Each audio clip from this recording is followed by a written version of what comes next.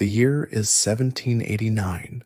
The humid air of the Caribbean hangs heavy and thick, smelling of ripe sugarcane, salt, and distant wood smoke. It is a scent that to the French elite is the very perfume of prosperity, a fragrant testament to a system that made them the wealthiest people on earth. In the colonial capital of Cap Français, chandeliers and grand salons flicker, casting long, dancing shadows on gilded mirrors and polished mahogany. Outside, the sounds of carriage wheels on cobblestones and the murmur of French society drifted through open windows. On this island, known as Saint-Domingue, the French have built a veritable gold mine, a colonial jewel so breathtakingly productive that it supplies nearly 2/3 of all European tropical products. Did you know that at its peak, this single colony, about the size of Maryland, produced more wealth than all of the British West Indies combined? And this incredible wealth, this life of luxury for a tiny minority, was built on the backs of nearly 500,000 enslaved people whose lives were nothing but brutal labor. Imagine a societal pyramid, but one so steep and top-heavy it seems destined to collapse.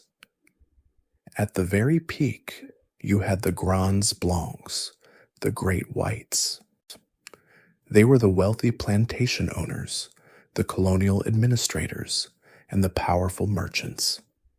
They owned vast tracts of land, sprawling sugar and coffee plantations that stretched to the horizon, and they held all the political and economic power. Their lives were a study in opulence, a constant parade of silks and fine wines, all while the foundation of their world groaned under an unbearable weight. Just below them, but still far above the vast majority, were the petits blancs, the little whites. They were the artisans, shopkeepers, and clerks, people who, back in France, might have been considered commoners. In Saint-Domingue, however, their skin color granted them an immense privilege, and they were fiercely protective of it. They often resented the Grands Blancs for their inherited wealth and influence, and this resentment would bubble to the surface when the winds of revolution began to blow. Then you had the free people of color, a group of immense complexity and internal division. They were known as the gens de couleur libre. This group was incredibly diverse, ranging from wealthy landowners who themselves owned slaves to skilled craftsmen and small-scale farmers. Many were the offspring of French colonists and enslaved women, and they formed a unique and often uncomfortable middle class.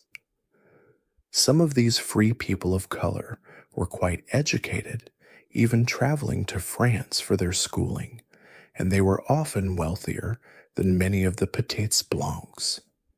They could and did own plantations and slaves, yet their freedom was conditional. They were barred from certain professions, faced severe social restrictions, and were constantly reminded of their subordinate status.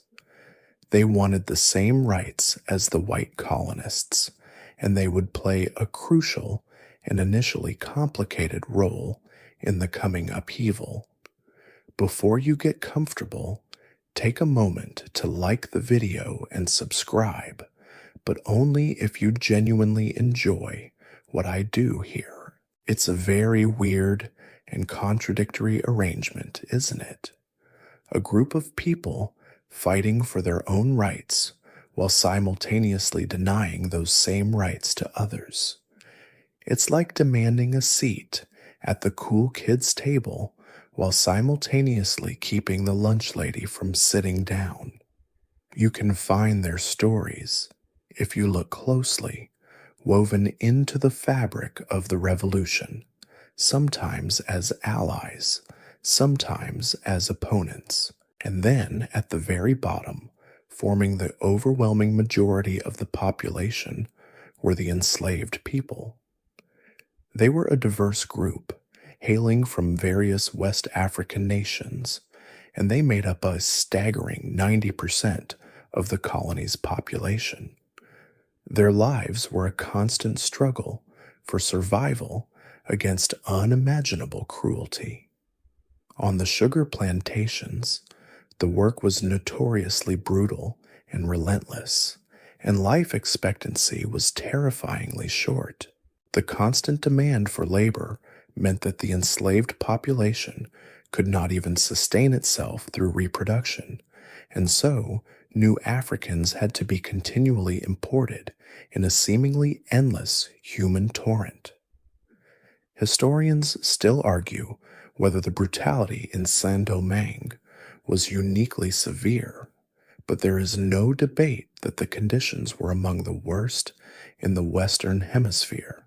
The system was a pressure cooker, a monstrous engine of profit fueled by human misery, and it was reaching its absolute breaking point.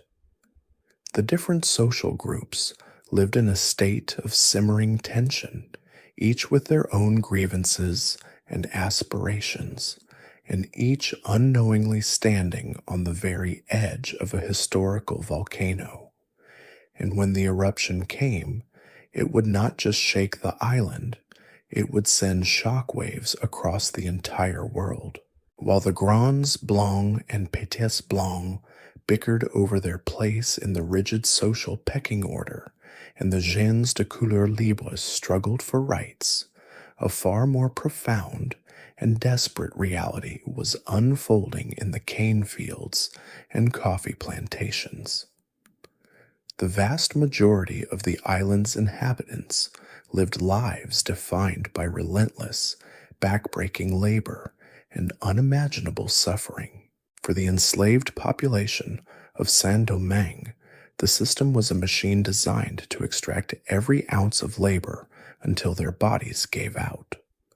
Life expectancy for a newly arrived enslaved person on a sugar plantation was terrifyingly short, often just a few years. It was a place where, as one historian put it, the enslaved were worked to death and replaced. This wasn't a casual observation. It was a cold, hard fact of the colonial economic model. The constant demand for labor meant that the island had a nearly insatiable need for new human beings, leading to a continuous, brutal importation of enslaved people directly from Africa. The influx of new arrivals who still remembered their homes and their freedom played a crucial role in fueling the embers of rebellion. The work itself was a form of methodical torture. The cultivation of sugarcane, in particular, was an infernal process. It required cutting the thick, razor-sharp stalks by hand under a blistering sun, a task that often led to deep cuts and injuries. Then came the processing, where the cane was crushed in mills, a dangerous operation that could easily lead to a limb being caught in the machinery. After the milling, the boiling houses were a new circle of hell.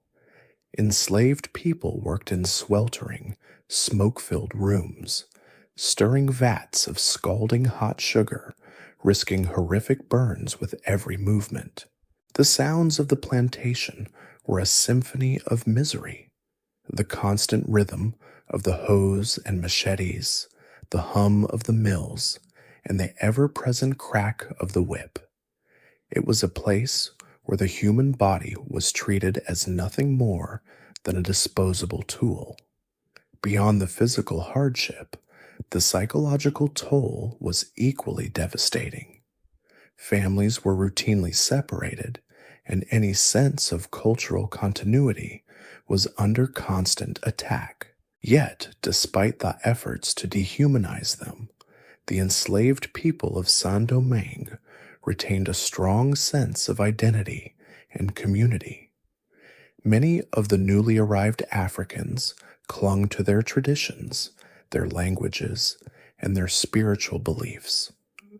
They brought with them a profound knowledge of resistance, having witnessed or participated in rebellions in their homelands. These cultural links and shared experiences became the bedrock of a nascent resistance movement. They communicated in a vibrant Creole language, a mix of French and various African tongues, creating a secret world of their own, a world the enslavers could not understand or control. The resistance to this system wasn't just a sudden, violent uprising.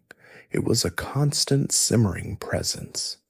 It manifested in 1,000 small ways: sabotage of equipment, feigning illness, slowing down work, or in more drastic cases, poisoning their masters or running away. These acts of defiance were not just isolated incidents. They were part of a broader, collective determination to reclaim their dignity and freedom. The poisonings, in particular, became a source of widespread fear among the white population. A sudden sickness in the master's family or the death of livestock could send shivers down a colonist's spine, a quiet, terrifying reminder that they were living on a knife's edge. This persistent, everyday resistance was the silent drumbeat leading up to the main event.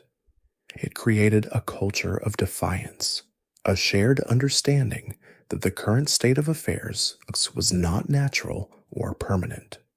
It was in this climate of quiet desperation and simmering rage that the idea of a coordinated, large-scale rebellion began to take root. The first sparks of the larger revolution were not a single event, but a series of smaller, uncoordinated revolts that flared up like brush fires across the colony. These early insurrections were often quickly and brutally suppressed, serving as a grim warning to others.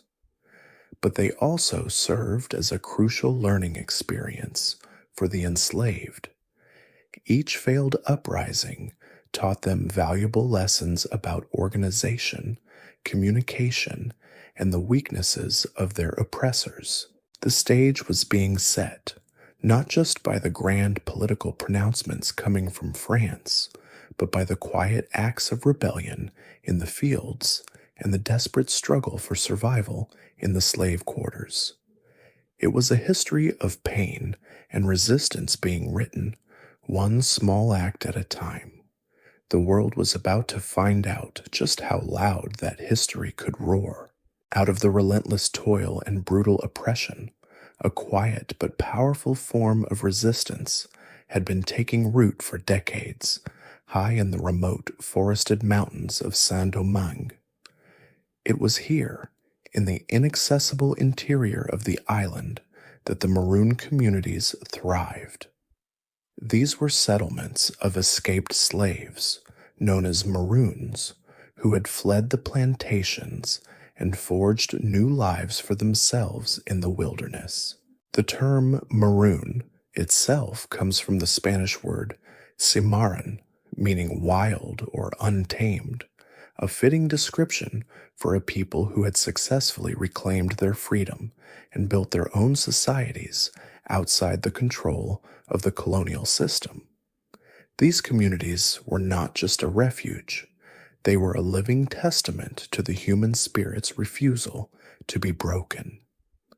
Life in the Maroon communities was far from easy.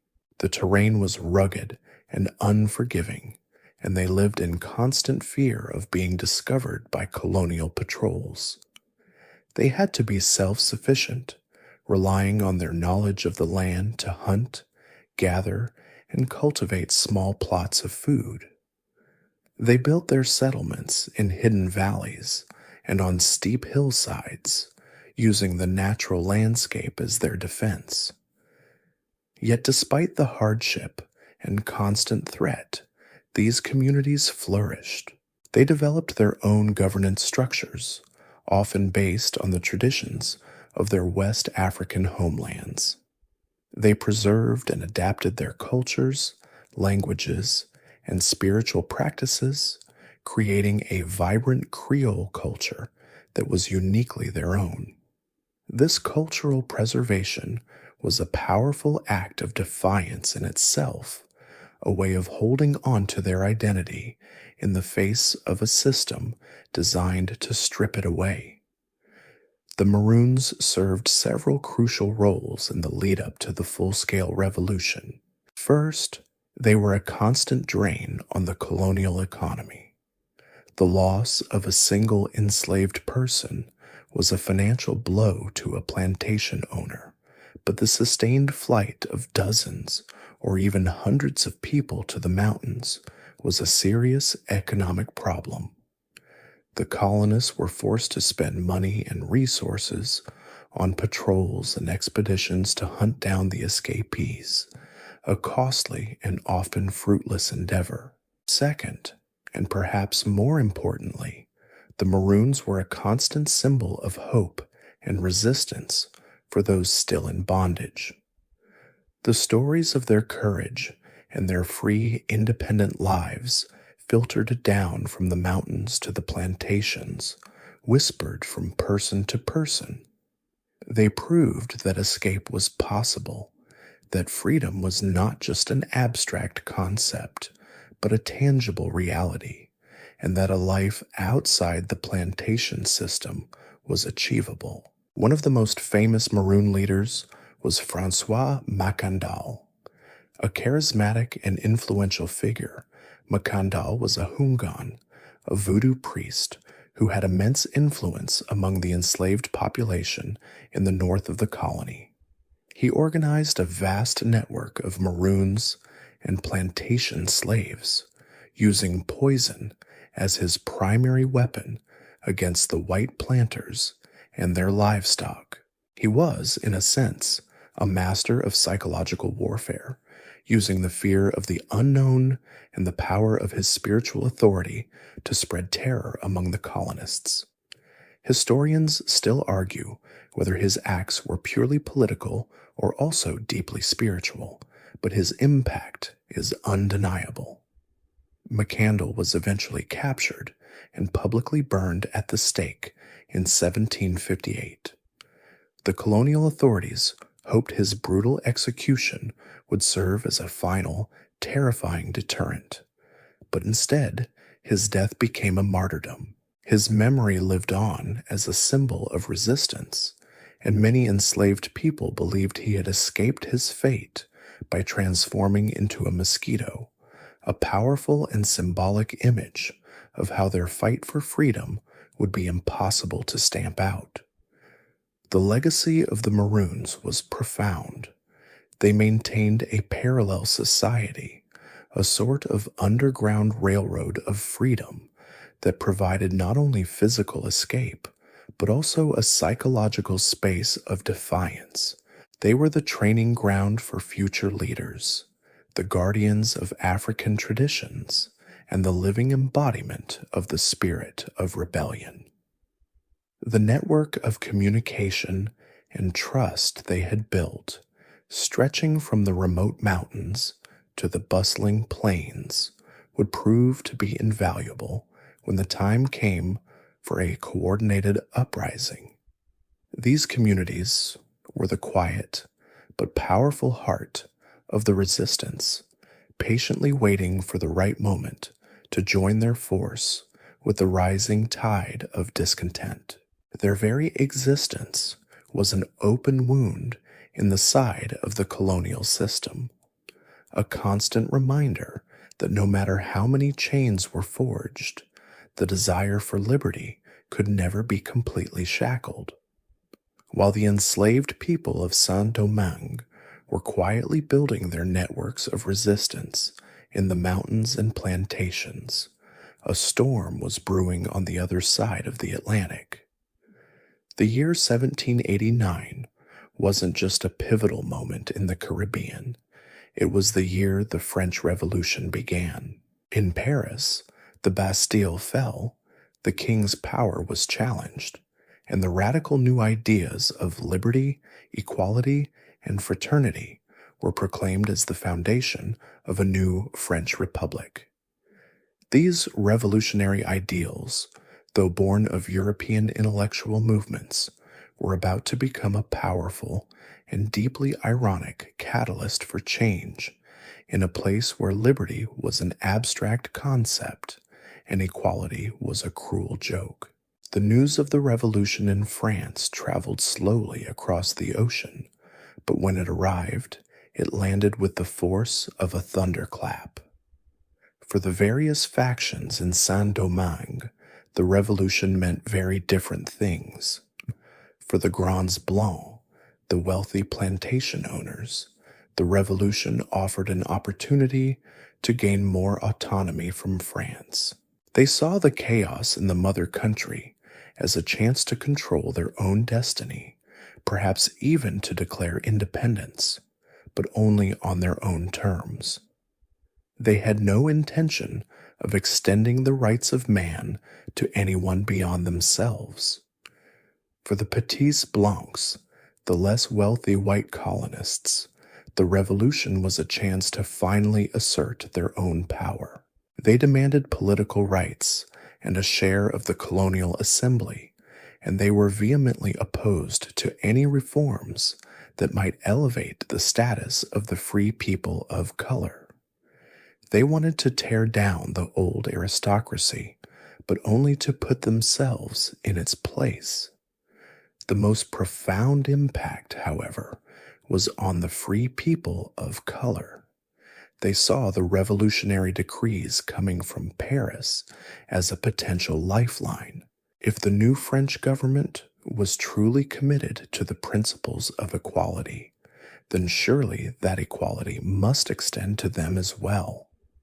They argued their case in Paris, sending delegates like Julien Ramond, a wealthy freeman of color, to petition the National Assembly. Their arguments were powerful and persuasive. They were French citizens, they paid taxes, they served in the colonial militia, and many of them owned property and slaves. They believed they were deserving of the same rights as their white counterparts.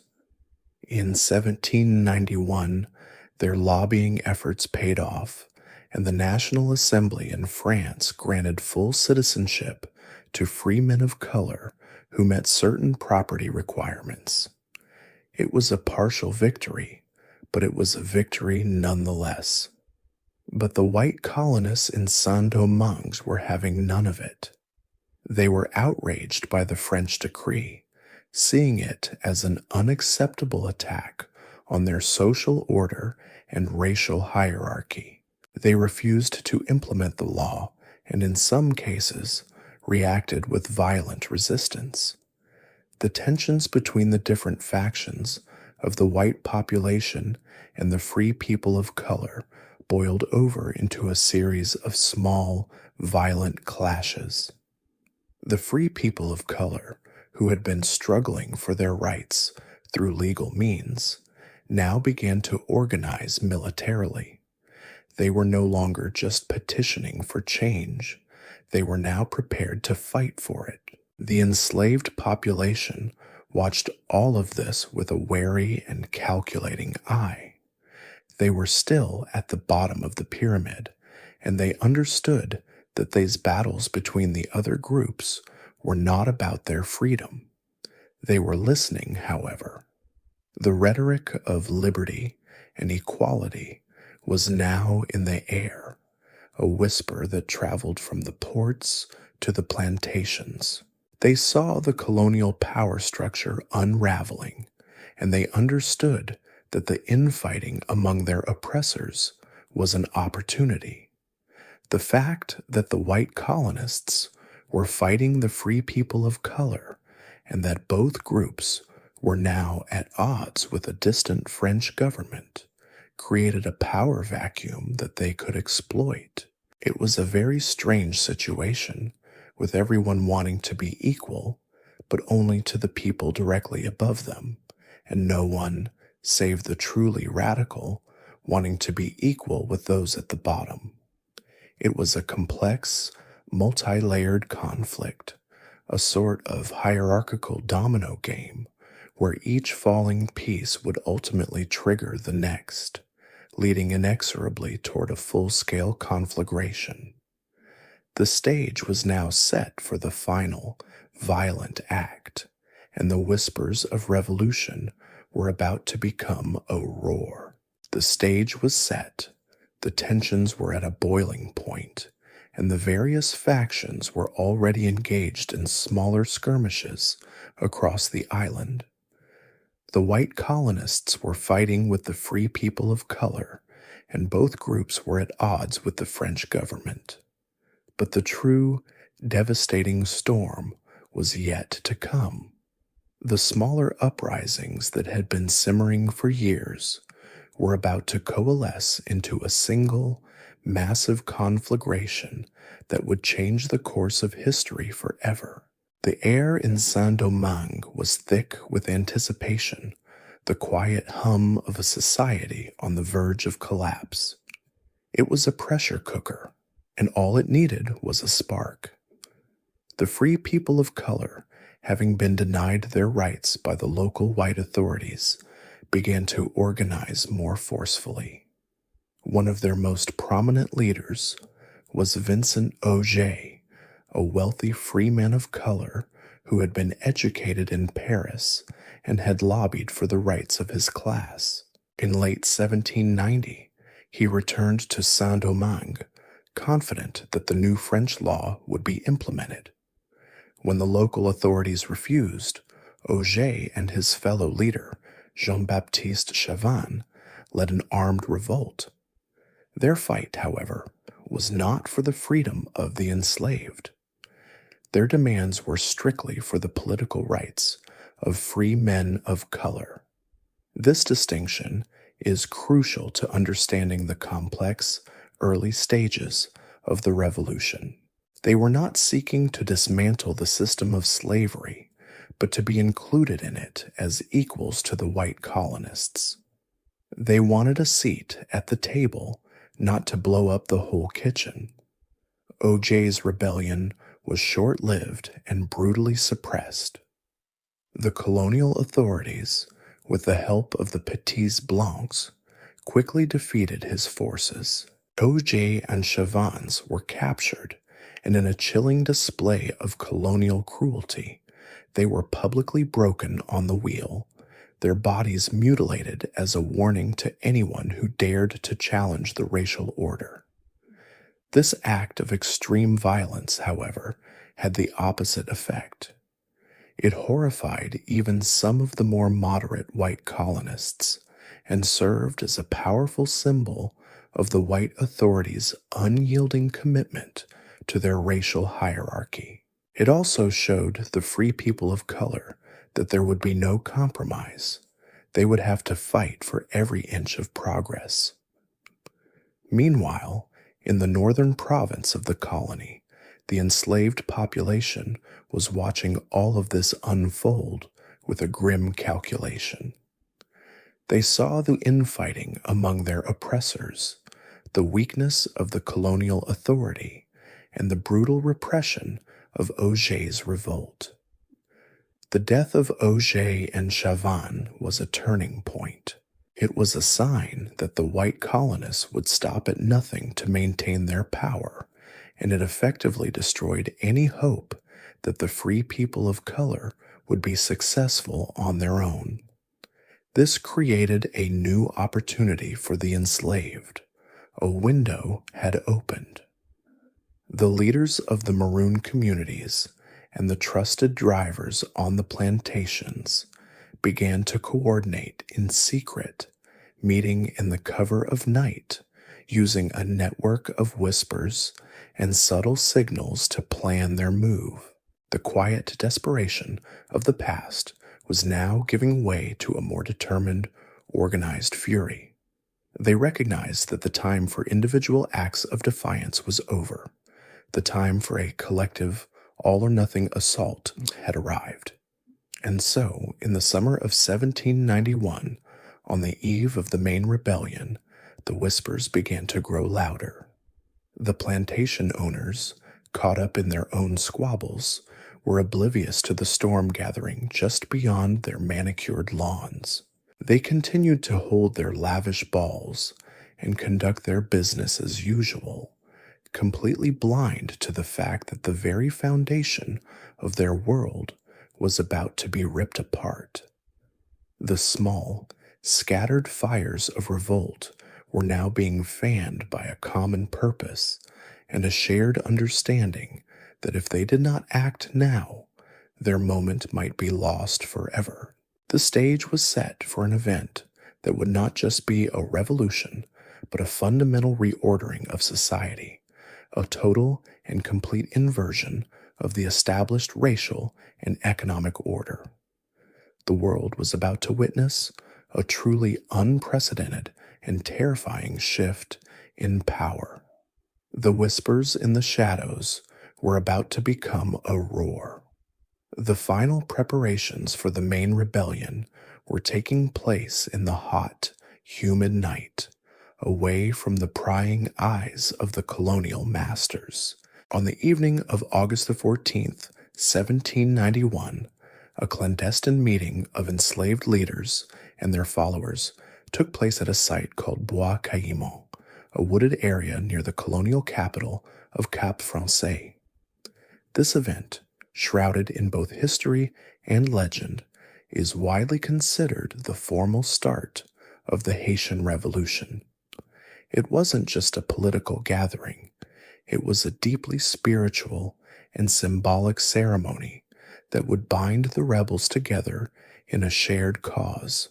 The ceremony was led by a hongan, a voodoo high priest named Duddy Boukman, a powerful figure who had escaped slavery in Jamaica before arriving in Saint-Domingue.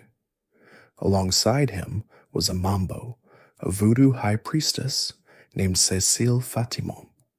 In the flickering light of torches and under the canopy of the dense forest, the gathered men and women participated in a ritual that fused African spiritual traditions with the grim realities of their lives. Voodoo, which had been a quiet and often hidden practice, now became a powerful force of unity and resistance. It gave the enslaved people a spiritual framework for their struggle, a belief that their gods were on their side and would grant them the strength to fight for their freedom. The legend of the ceremony, a story passed down through generations, is a powerful one. It is said that a black pig was sacrificed, and its blood was shared among the attendees as a sacred oath. Boukman himself gave a fiery speech, his words cutting through the humid night air, urging the people to rise up. He spoke of a God who was just and would support their cause, a God who saw their suffering and was calling them to vengeance. His speech was not just a call to arms. It was a proclamation of a new identity, one built on a shared desire for liberty and a deep connection to their African heritage. It was an act of both political rebellion and spiritual reclamation. This was the moment the resistance went from a series of scattered acts of defiance to a unified, consecrated movement. The oath taken at Bois Caïman was a promise to fight for freedom until the very end, to accept no compromise, and to take vengeance on their oppressors. It was a commitment to a war of extermination against the white colonists and their system. This wasn't a revolution based on Enlightenment ideals of reasoned discourse and political compromise. This was a revolution born of blood, fire, and fury. It was a visceral reaction to centuries of unimaginable cruelty, and the ceremony at Bois Caïman was its baptism. Within days of the ceremony, the revolution erupted with a ferocity that stunned the world. On the night of August 22nd, 1791, just over a week after the oath, the enslaved people of the northern province rose up. The rebellion began on the plantations surrounding Cap Français, the economic heart of the colony. The rebels, many of them trained in the Maroon communities or experienced in the earlier small revolts, moved with a terrifying efficiency. Plantations were set ablaze, and the fires lit up the night sky for miles around. The sounds of destruction, the roar of the flames, and the desperate cries of the colonists filled the air. This initial phase of the revolution was a violent and chaotic explosion of pent-up rage. The enslaved people, armed with little more than farm tools and their own determination, turned the instruments of their labor into weapons of war. The plantation system, once a symbol of unshakable French power, was now being methodically and brutally dismantled, one burning cane field at a time. The rebellion was not just a fight for political freedom. It was a total war against the very idea of the colonial system and the racial hierarchy it represented. It was a shocking and terrifying spectacle for the world to behold. And in the middle of it all, a new chapter in the history of human freedom was being written in fire and blood. The night of August 22nd, 1791, was not just the beginning of a rebellion. It was the eruption of centuries of pent-up rage. The northern province, the heartland of the colony's sugar production, and the place with the largest concentration of enslaved people, became a landscape of fire and chaos. The rebels, having sworn their oath at Bois Caïman, moved with a devastating and terrifying efficiency. The flickering orange glow of burning plantations lit up the night sky for miles around, a stark and brutal signal to the world that the age of absolute colonial power was over. This was not a small-scale riot. It was a total war against the very foundation of the colonial economy. The revolt began with the methodical destruction of the plantations. The rebels, who had spent their lives toiling on this land, now systematically dismantled the tools of their oppression. Sugar mills were burned, cane fields were set ablaze, and the great houses of the Grand Blanc were reduced to smoldering ruins. The very wealth that had been built on their backs was now being consumed by the flames of their fury. In the chaos, the enslaved people targeted their oppressors, seeking vengeance for years of unimaginable cruelty. This initial phase was marked by a raw, unbridled violence that shocked and horrified the world. Historians still argue about the precise number of casualties, but it's widely accepted that thousands of white colonists and free people of color were killed in the first few weeks of the uprising. The immediate reaction from the white colonists was a mixture of panic and brutal reprisal. The colonial militias, caught completely off guard, were often overwhelmed by the sheer numbers of the rebels. They retreated to the safety of fortified towns like Cap Français, leaving the countryside to the rebels. When they were able to mount a defense, their retribution was swift and merciless. They executed captured rebels, often in public, hoping to quell the uprising through terror. But their tactics only hardened the resolve of the enslaved people. The fire of the revolution, once lit, was impossible to extinguish. The revolution's initial success was due in large part to the sheer weight of numbers and the rebels' deep knowledge of the land. They were fighting on their home turf, a place they knew intimately, from the hidden paths in the mountains to the secret watering holes. This gave them a significant advantage over the French troops, who were unaccustomed to the tropical climate and the guerrilla warfare tactics employed by the rebels. The fighting was not a traditional battle of lines and volleys. It was a fluid, chaotic struggle in the dense forests and overgrown fields. The enslaved people, armed with little more than farm tools and a handful of stolen firearms, proved to be a formidable and determined force. They might not have had the fancy cannons or the military training, but they had a righteous fury and a profound sense of purpose. As the revolt spread, it began to attract more and more adherents, including some of the Maroon communities from the mountains who now saw their chance to join the larger fight. The leadership of the early rebellion was a mix of different figures, including the fiery voodoo priest, Duddy Boukman, and other prominent figures like Jean-François and Georges Biassou.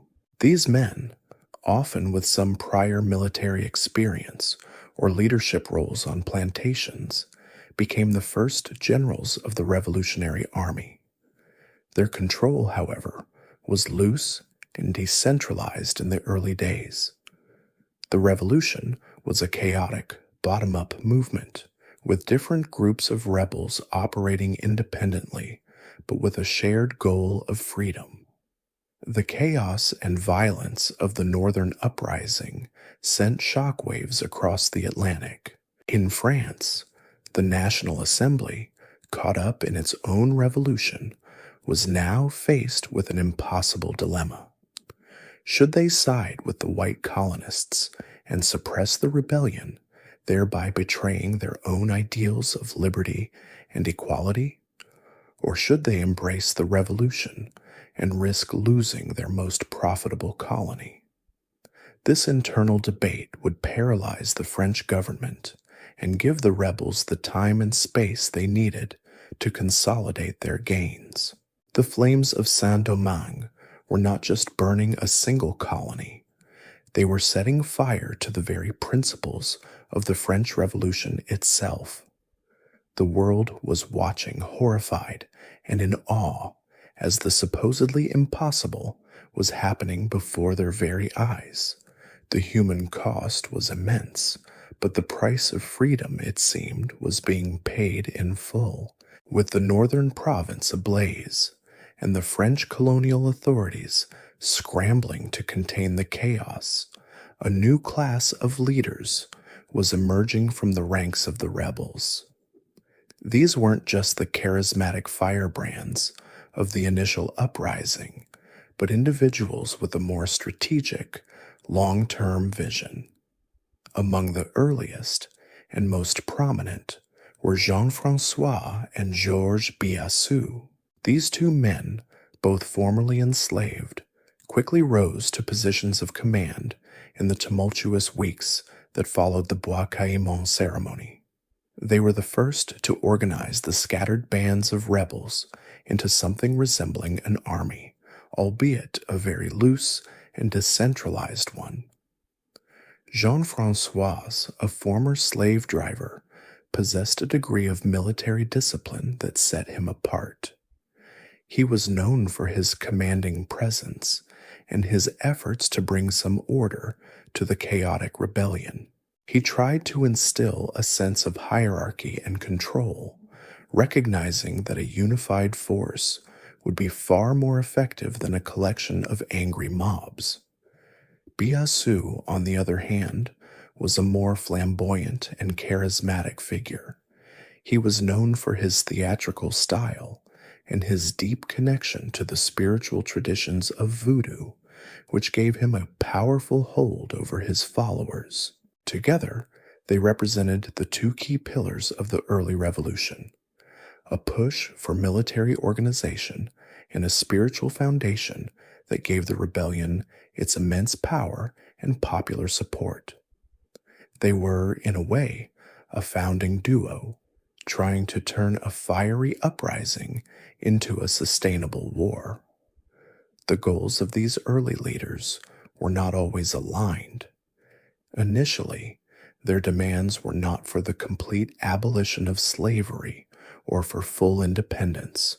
Instead, they often sought an end to the brutal punishments, an increase in freedom for a certain number of leaders, and the right to own small plots of land. These demands, which seem modest from a modern perspective, were in fact a massive step for their time, but they also showed a certain degree of caution and pragmatism. They were, after all, fighting a powerful colonial empire, and they understood the need to negotiate from a position of strength. They were also wary of the more radical elements of the rebellion, and at times acted to rein them in. This is a crucial point. The revolution was not a single, unified movement from the start, but a collection of different groups with different leaders and different goals, all operating under the same banner of liberty. Their efforts were soon complicated by the arrival of a new and deeply cynical player on the international stage. Spain, which controlled the eastern two-thirds of the island, present-day Dominican Republic, was at war with France.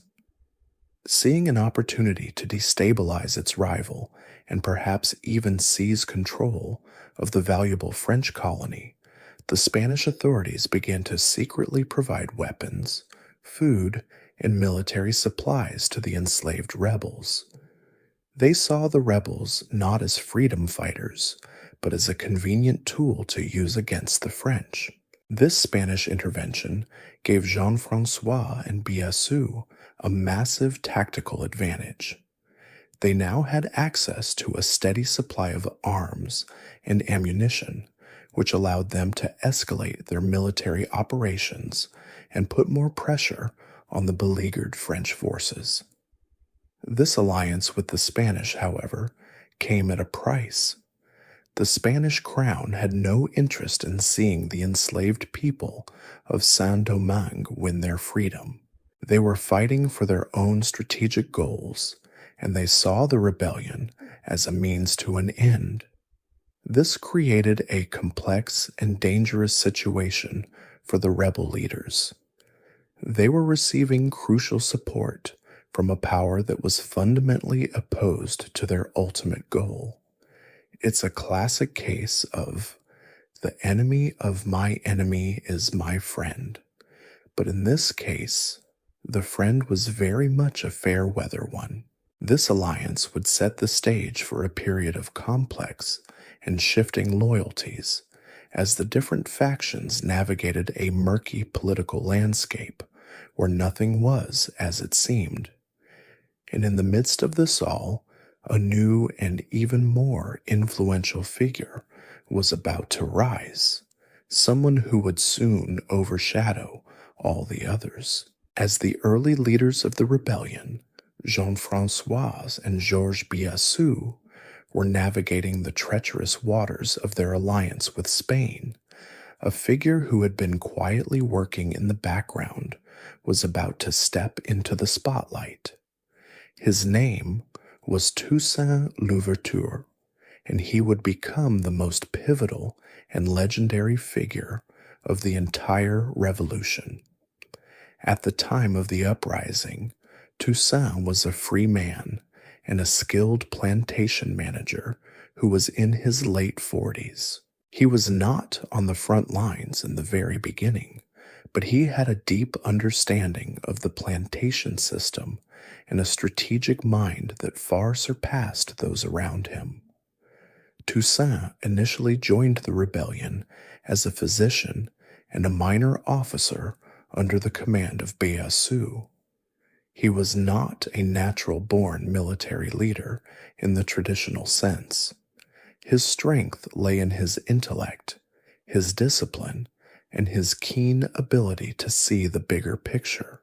He was a deeply intelligent man, educated in a way that was rare for a former enslaved person, having learned to read and write and having devoured works of Enlightenment philosophy. He understood the political currents flowing from France and Spain and saw the limitations of the early rebel leaders' more limited goals. While Jean-François and Biassou were content to fight for a few concessions, Toussaint was beginning to see that the only true path to freedom was total victory and a complete break from the colonial system. This vision, this singular focus on absolute liberty, is what would set him apart. His early career was a study in strategic opportunism. He recognized that the Spanish were a valuable, if temporary, ally. He accepted their arms and their support, and he used their resources to train his own troops. But unlike Biassou and Jean-François, Toussaint was not content to be a mere pawn in the Spanish-French conflict. He was building his own power base, establishing his own network of loyal followers, and training his soldiers with a discipline that was unheard of in the chaotic rebel forces. He was, in a sense, using the Spanish to build a Haitian army, one that would one day fight for its own nation. It's an elegant, almost Machiavellian maneuver, isn't it? He was taking advantage of a larger geopolitical conflict to achieve his own, far more radical goal. Toussaint's rise was not without friction. His more disciplined and organized approach often put him at odds with the more reckless and chaotic style of Biassou and Jean-François. He was seen as a rival, and there were plots to undermine him, but he was too smart and too popular with his men to be easily displaced.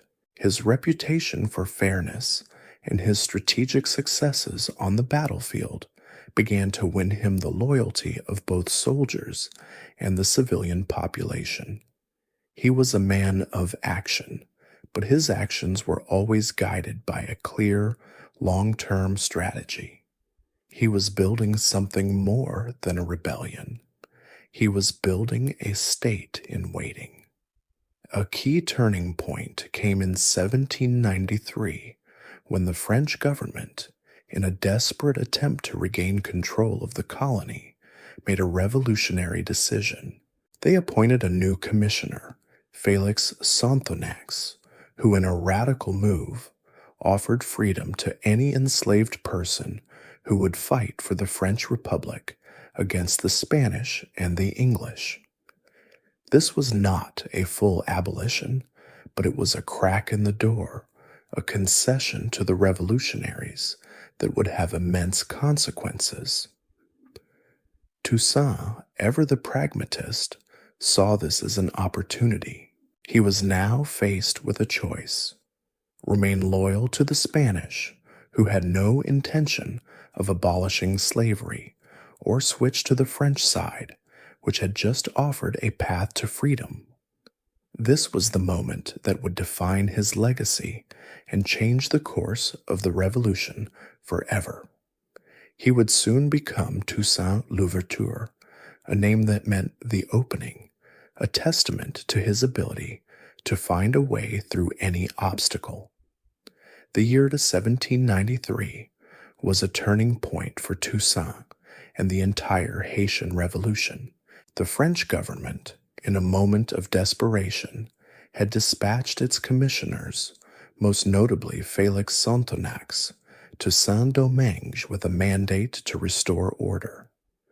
When they arrived, they found a colony in complete and utter chaos, with the white colonists at odds with the free people of color, and both groups facing a massive and increasingly organized rebellion by the enslaved.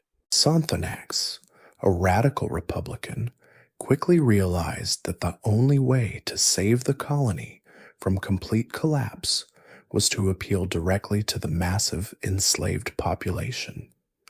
He understood that the ideals of the French Revolution, which he so passionately believed in, could not coexist with the brutal reality of slavery. In August 1793, facing an English and Spanish invasion, and with his French forces badly outnumbered, Sonthonax made the most radical decision of his life. He issued a proclamation that abolished slavery in the northern province of the colony. This was a stunning and unprecedented act. It wasn't just a political maneuver. It was a fundamental shift in the entire colonial dynamic. A few months later, the French National Convention in Paris, in a burst of revolutionary fervor, ratified Sonthonax's decree and officially abolished slavery throughout all French colonies. This was the first time in modern history that a major European power had completely abolished slavery, and it sent shockwaves across the globe. For Toussaint, this was the moment of truth.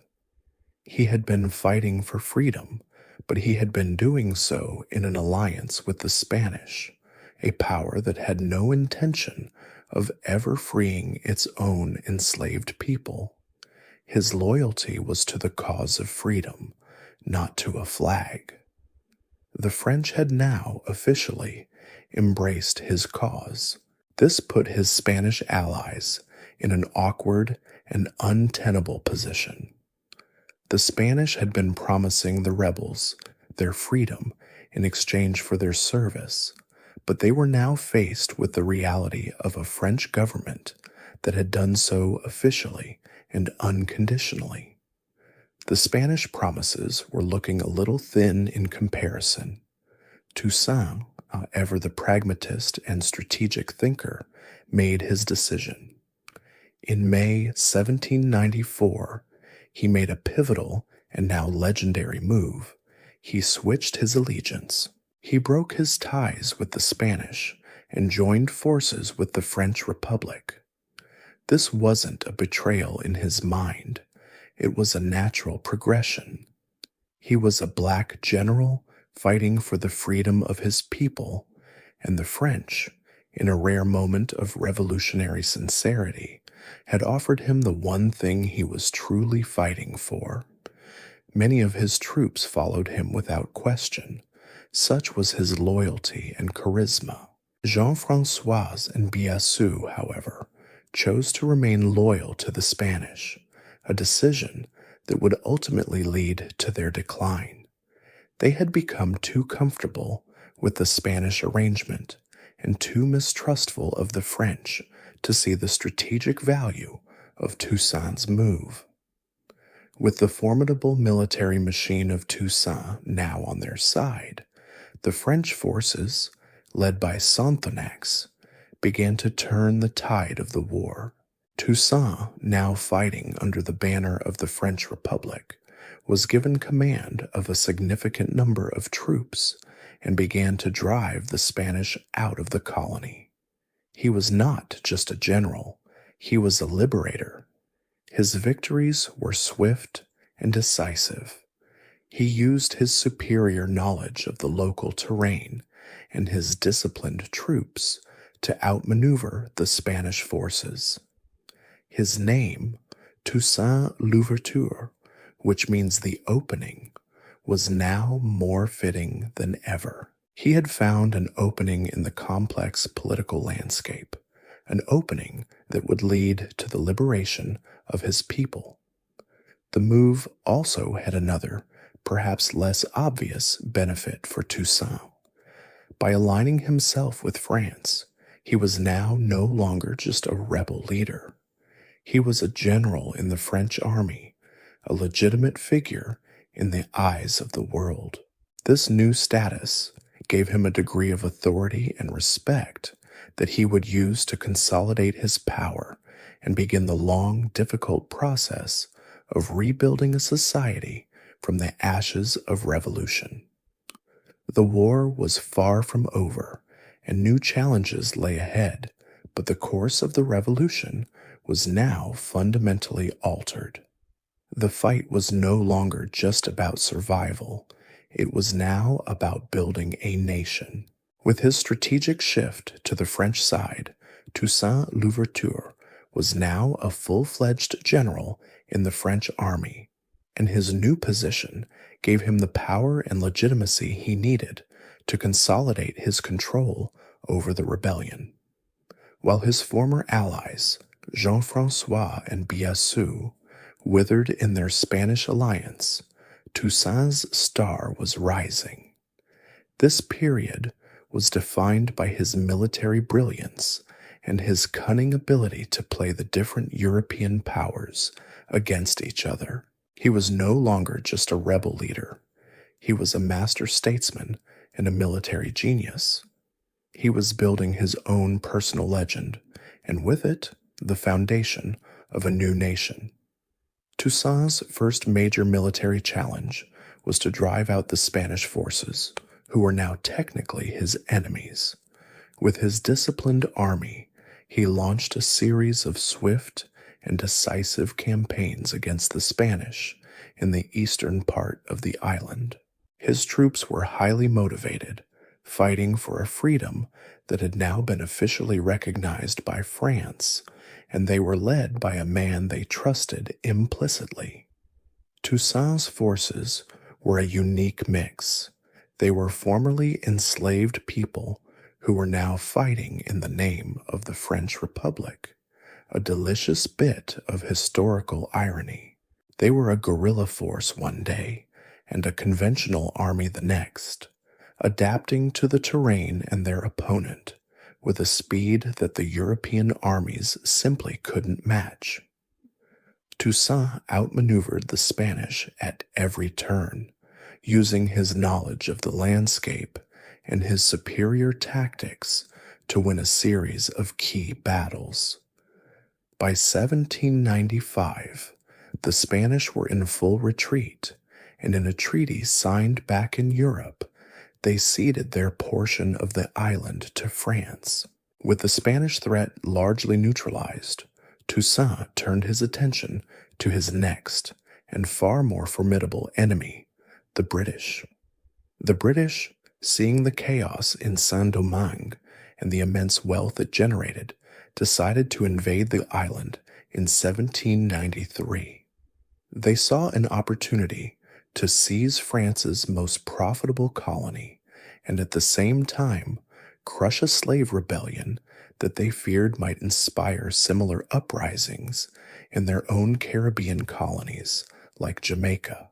They landed with a massive force, and for a while it seemed as if their superior numbers and training would overwhelm the Haitian forces. But the British had made a fatal miscalculation. They had underestimated Toussaint, and they had not accounted for one of the most powerful and effective weapons in the Haitian arsenal, disease.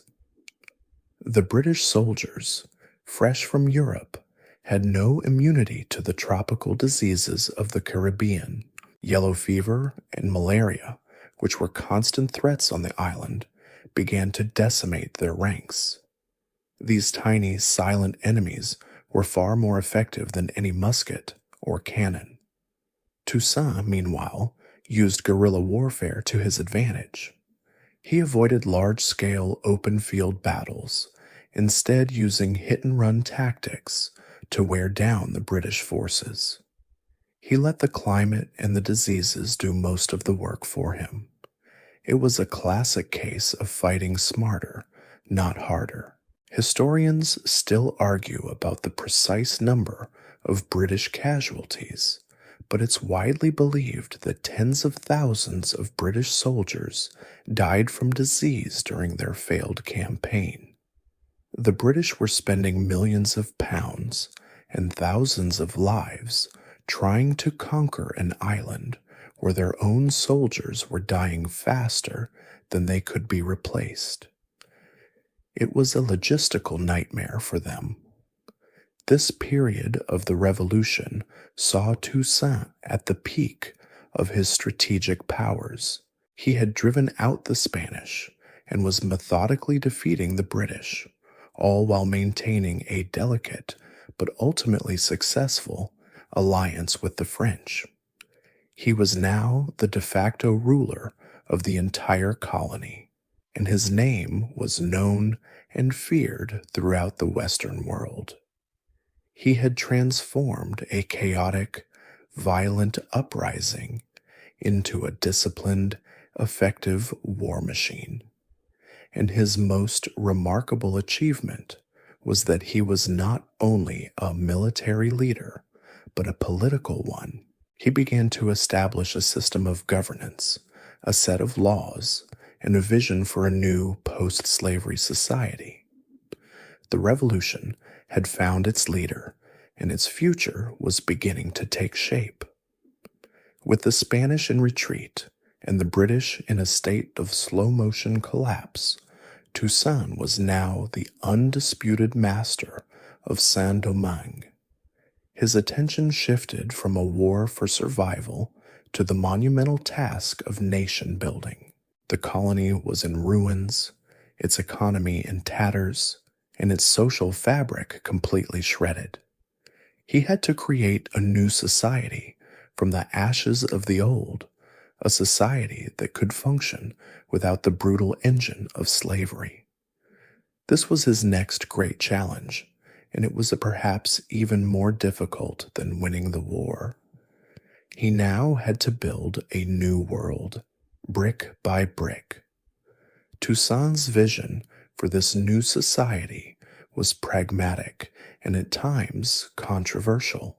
He understood that the colony's wealth and its ability to sustain itself was entirely dependent on its agricultural production, specifically sugar and coffee.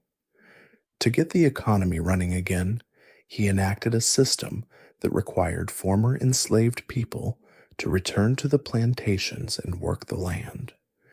This was not a return to slavery. The new laborers were now legally free. They were paid for their work, and they had a right to a portion of the crops they produced.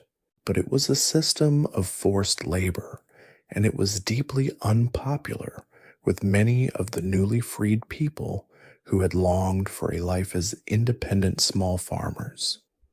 They had not fought for the right to go back to the fields they had just burned down. This policy was a source of immense tension and internal conflict. Toussaint argued that it was a necessary evil, that the colony could not survive without a functioning economy, and that a return to the plantation system was the only way to generate the wealth needed to fund the army and rebuild the infrastructure. He used his immense authority to enforce this system, often with the same discipline and strictness he had used to train his soldiers. He knew that the world was watching, and he wanted to prove that a black-led society could be just as productive, if not more so, than the white-led ones. He was trying to build a state, not just a community of free individuals. This meant making some hard and deeply unpopular decisions. At the same time, Toussaint was also working to consolidate his political power. He began to centralize authority under his own command, bypassing the French commissioners who were now seen as more of a nuisance than a help. He created a constitution for the colony in 1801 that, while not declaring outright independence from France, made him governor-general for life and gave him almost complete control over the island. This constitution was a clear statement of his ambition and his vision. He was no longer just a French general. He was the leader of a de facto independent state. This move was a clear signal to both the French and the world that he was in charge and that Saint-Domingue would not be returning to its old ways. The French, however, were growing increasingly wary of Toussaint's power and his ambition. The revolutionary fervor in Paris was beginning to wane, and a new, more autocratic figure was rising to power. Napoleon Bonaparte, Napoleon was not interested in the ideals of liberty and equality, at least not for the black population of the colonies. He saw Saint-Domingue as a valuable economic asset that had to be brought back under firm French control. He was a man of order and control, and Toussaint's quasi-independent state was a direct challenge to his authority. This set the stage for a final, catastrophic confrontation between two of the most formidable figures of the age. Historians still argue whether Toussaint's system of forced labor was a necessary evil or a betrayal of the revolution's ideals. Some see it as a brilliant piece of statecraft, a way to ensure the long-term survival of the new society.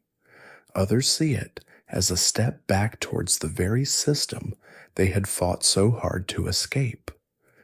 Regardless of the interpretation, one thing is clear. Toussaint had transformed the revolution from a chaotic rebellion into a structured, if still fragile, state. He had laid the groundwork for a free nation, but that nation's future would now be decided in a battle against the most powerful man in Europe. The peace was over before it had a chance to truly begin. While Toussaint was busy building a new society on the foundations of the old, the political winds in France had shifted dramatically.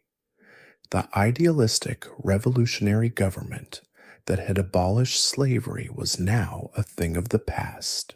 In its place stood Napoleon Bonaparte, a man who had seized power in a coup and crowned himself first consul of France.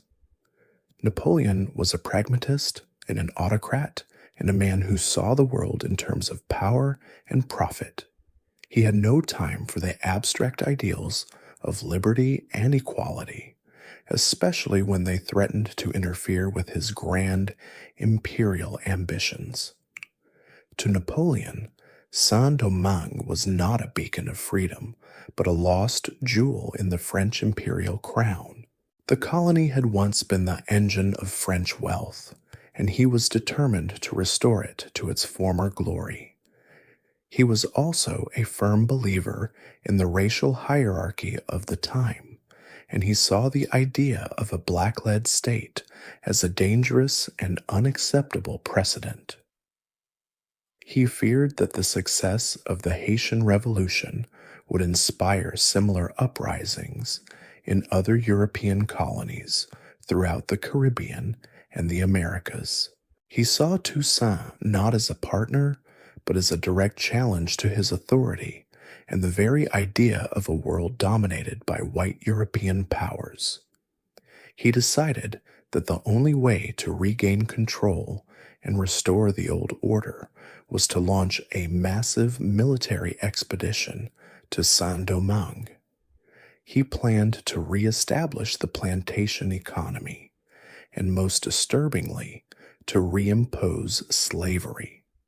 In 1802, Napoleon launched the largest and most ambitious expedition of his career. He sent a fleet of 80 ships and an army of over 20,000 veteran French soldiers, many of them hardened from campaigns in Europe. The expedition was led by his own brother-in-law, General Charles Leclerc, a capable and well-respected commander. Leclerc was given a clear mandate to defeat Toussaint's army, restore French authority, and once the island was secure, bring back the system of slavery. Napoleon, in a letter to Leclerc, was explicit in his instructions. He told his general that he was to proceed with extreme caution and deceit at first, offering Toussaint a peaceful resolution and a place in the French army. But his true, secret orders were to capture Toussaint and his top lieutenants and to destroy the revolutionary army once and for all. It was a classic Napoleonic strategy, a blend of military might and political treachery. Leclerc's massive fleet arrived off the coast of Saint-Domingue in February 1802. The arrival of such a huge force stunned the locals, both black and white. Toussaint, who had been expecting a diplomatic mission, was faced with an invasion. He was now forced to fight a war he had hoped to avoid, a war against the very nation he had just helped to save. Toussaint's response was swift and uncompromising. He ordered his generals to burn the cities and plantations in the path of the French advance, a brutal, scorched earth policy designed to deny the French any resources and to show them that they would have to fight for every inch of the island. It was a terrible and destructive act, but to Toussaint it was a necessary one. The war that followed was a clash of titans, a brutal and bloody conflict that would decide the fate of the revolution. Leclerc's army, with its superior numbers and training, initially gained the upper hand. They captured the port cities and pushed Toussaint's forces back into the mountains. For a brief moment, it looked as if Napoleon's plan would succeed. Toussaint's troops were fighting a well-disciplined professional army, and they were beginning to suffer heavy losses. The final confrontation was coming, and it would decide the fate of not only the island, but of the entire history of black liberation. The arrival of General Leclerc and his massive French army marked the beginning of the end for the first phase of the revolution. Toussaint, faced with a force far superior to his own, realized he could not win a conventional war. He had to fight a war of attrition, using the island's rugged terrain and his own men's intimate knowledge of the landscape to his advantage. He adopted a scorched earth policy, ordering his forces to burn the port cities and plantations as they retreated, a devastating move designed to deny the French any resources or shelter. It was a terrible, desperate tactic, but to Toussaint, it was the only way to make the island uninhabitable for the French army. The initial battles were a series of devastating losses for the Haitian forces. The French, with their professional soldiers and superior weaponry, quickly seized control of the major ports and cities. Toussaint's generals, including his most trusted lieutenants, Jean-Jacques Dessalines and Henri Christophe, were forced to fight a rearguard action, retreating deeper into the mountainous interior of the island. Leclerc, in a bid to demoralize the rebels and win over the civilian population, offered amnesty to anyone who laid down their arms. He also sent a letter to Toussaint, promising him a place as a general in the French army if he would simply submit to French authority. The French promises were a mix of genuine offers and cynical manipulation. For some of the Haitian leaders, they were enough. Toussaint's own half-brother, Paul, and many other officers defected to the French side. The pressure was immense, and the outlook was grim. Toussaint was facing a war on two fronts, against a powerful external enemy and against growing internal dissent. His own troops were tired after years of constant warfare, and the promise of peace and a return to some semblance of a normal life was a powerful temptation. Recognizing the hopelessness of his situation, and after his most trusted generals, Dessalines and Christophe, had already surrendered, Toussaint made his final and most tragic decision. In May 1802, he agreed to a truce with Leclerc. He laid down his arms and retired to his plantation, in exchange for a French promise that slavery would not be reestablished on the island and that his officers would be incorporated into the French army. This was a moment of immense faith and immense risk. He was trusting his enemy to honor a promise that he knew in his heart was likely a lie. It was a gamble that would cost him his freedom and ultimately his life. Toussaint's surrender seemed, for a brief moment, to be the end of the revolution. Leclerc had won. The French had regained control of their colony. The enslaved were free, but only at the whim of the French government. The peace was a tense and fragile one, with both sides waiting for the other to make a move.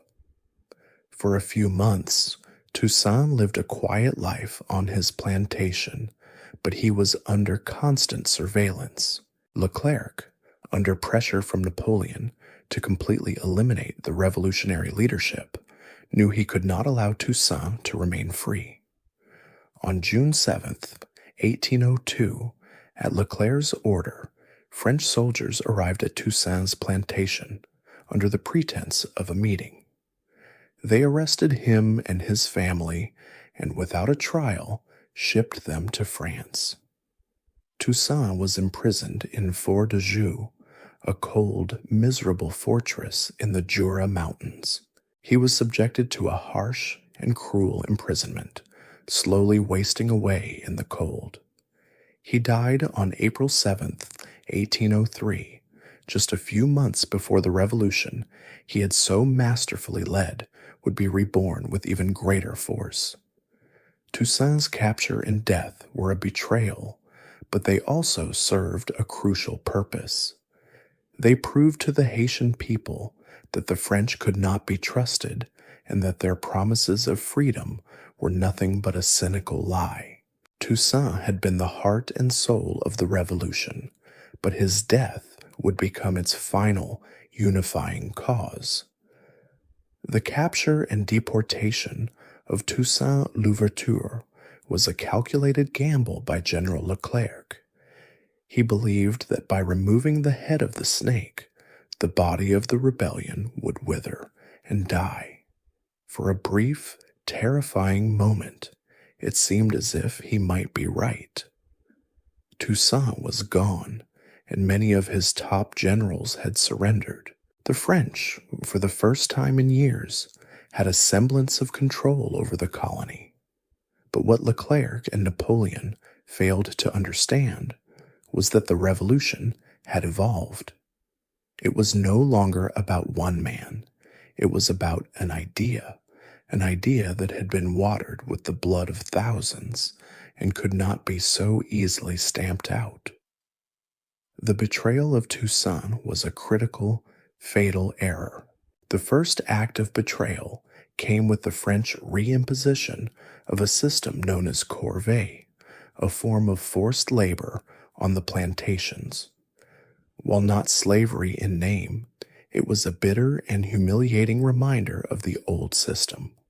The French argued it was necessary to rebuild the economy, but to the newly freed people, it felt like a betrayal of everything they had fought for. The whispered rumors from France that Napoleon had already re-established slavery in other French colonies like Martinique began to gain traction.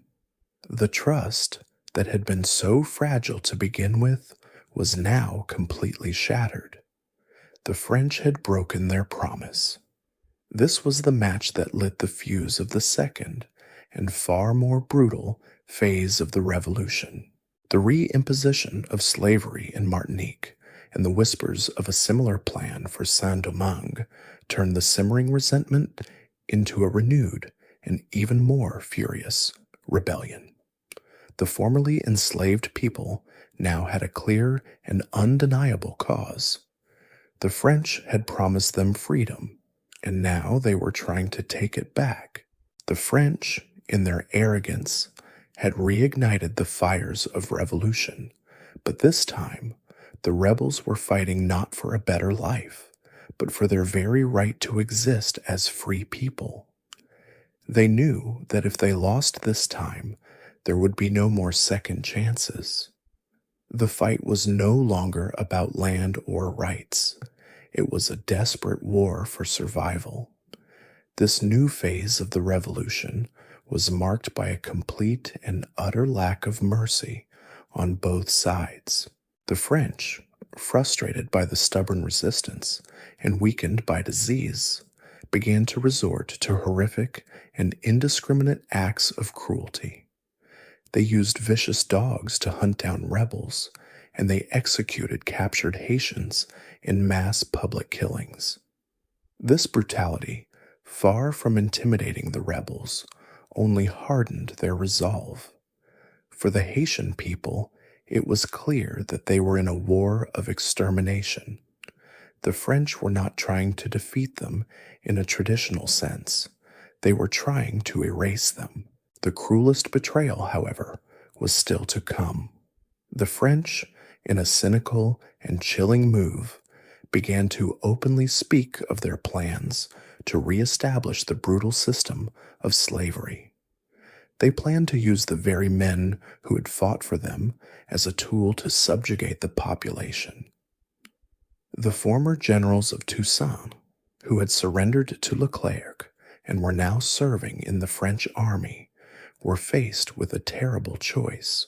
They could either remain loyal to the French, who would almost certainly betray them later, or they could switch their allegiance and rejoin the rebels they had just helped defeat. It was a moral and political minefield, a test of character and loyalty that would decide the fate of the revolution.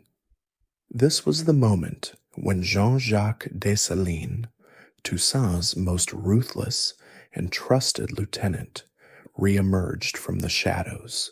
He had initially surrendered to Leclerc, and for a while it seemed as though he had accepted the French authority.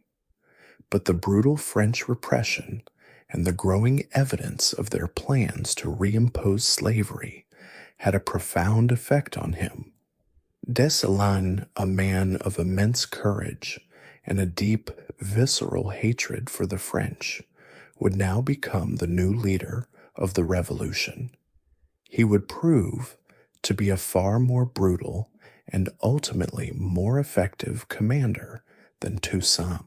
The betrayal of Toussaint had not killed the revolution. It had simply handed it to a man with an even harder heart and a more unyielding will. The final act was about to begin. The betrayal and capture of Toussaint Louverture left a power vacuum in the revolutionary leadership, but it wasn't one that would remain empty for long. From the shadows of Leclerc's short-lived French triumph, a new and far more ruthless leader emerged, Jean-Jacques Dessalines. Dessalines had been Toussaint's most trusted and feared lieutenant, a man of immense courage and a deep-seated hatred for the white colonists. He had initially surrendered to Leclerc, hoping to buy time and perhaps even outmaneuver the French from within.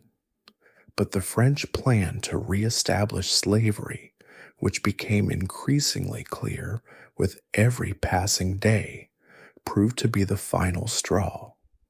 For Dessalines, this was not just a political issue. It was a personal one. He was a man who had been marked by the cruelty of the system and had no interest in a return to any part of it. Dessalines was a stark contrast to Toussaint.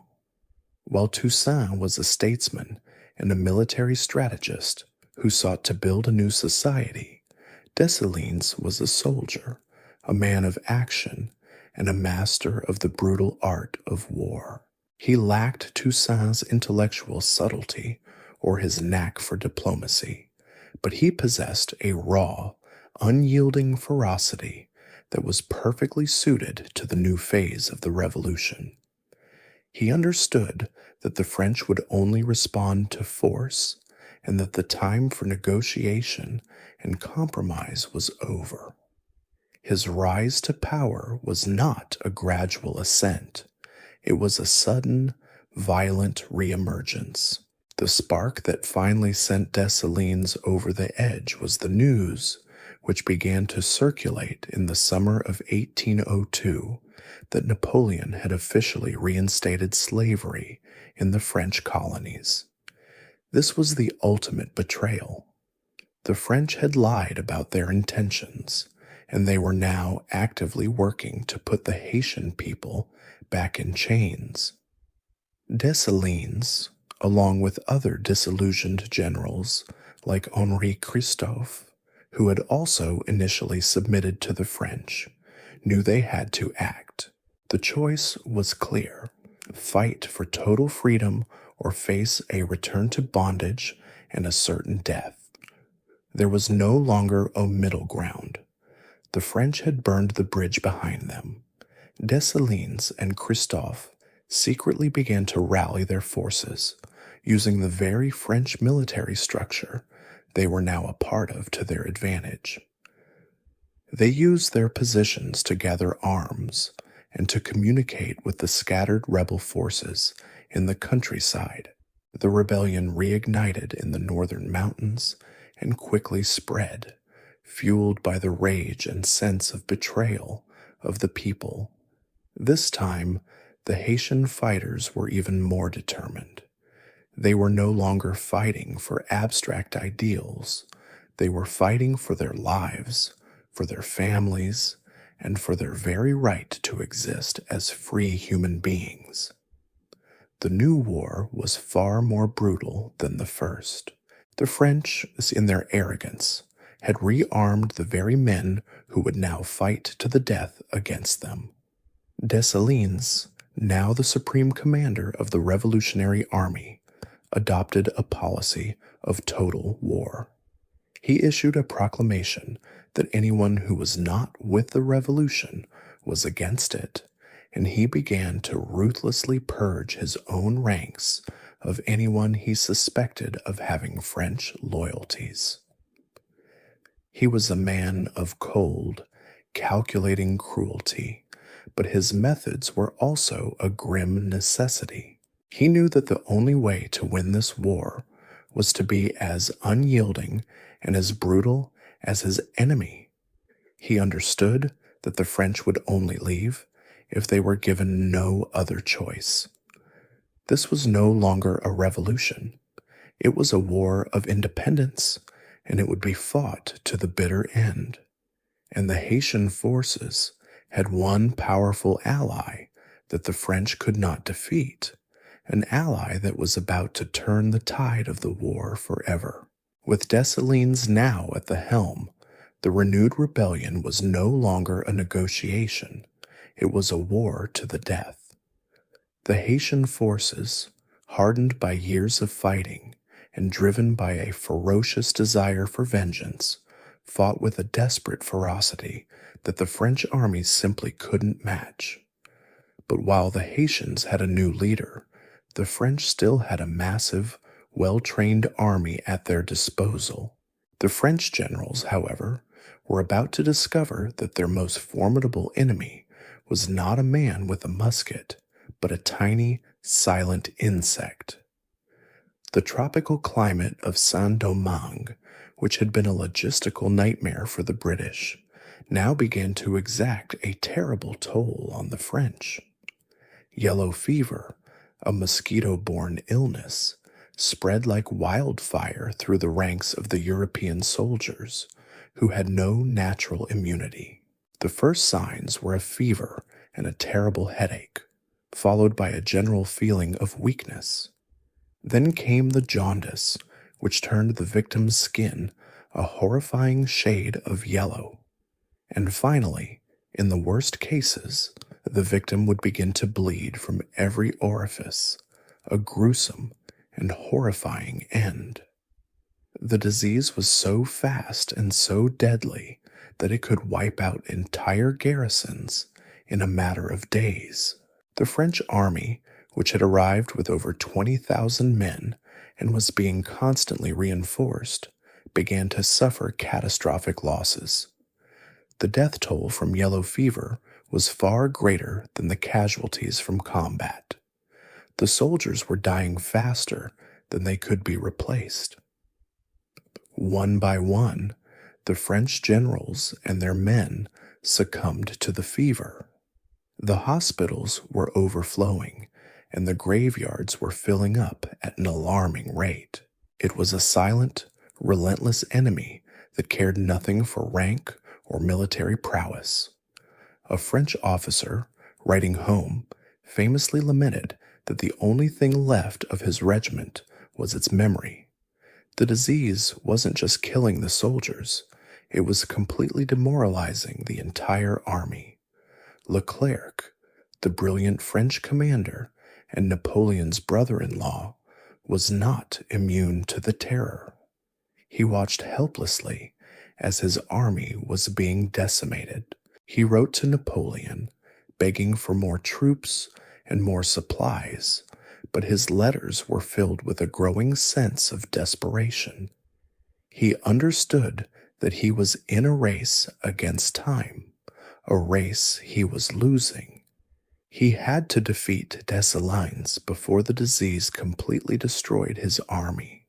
He intensified his campaign, resorting to even more brutal tactics, but his efforts were in vain.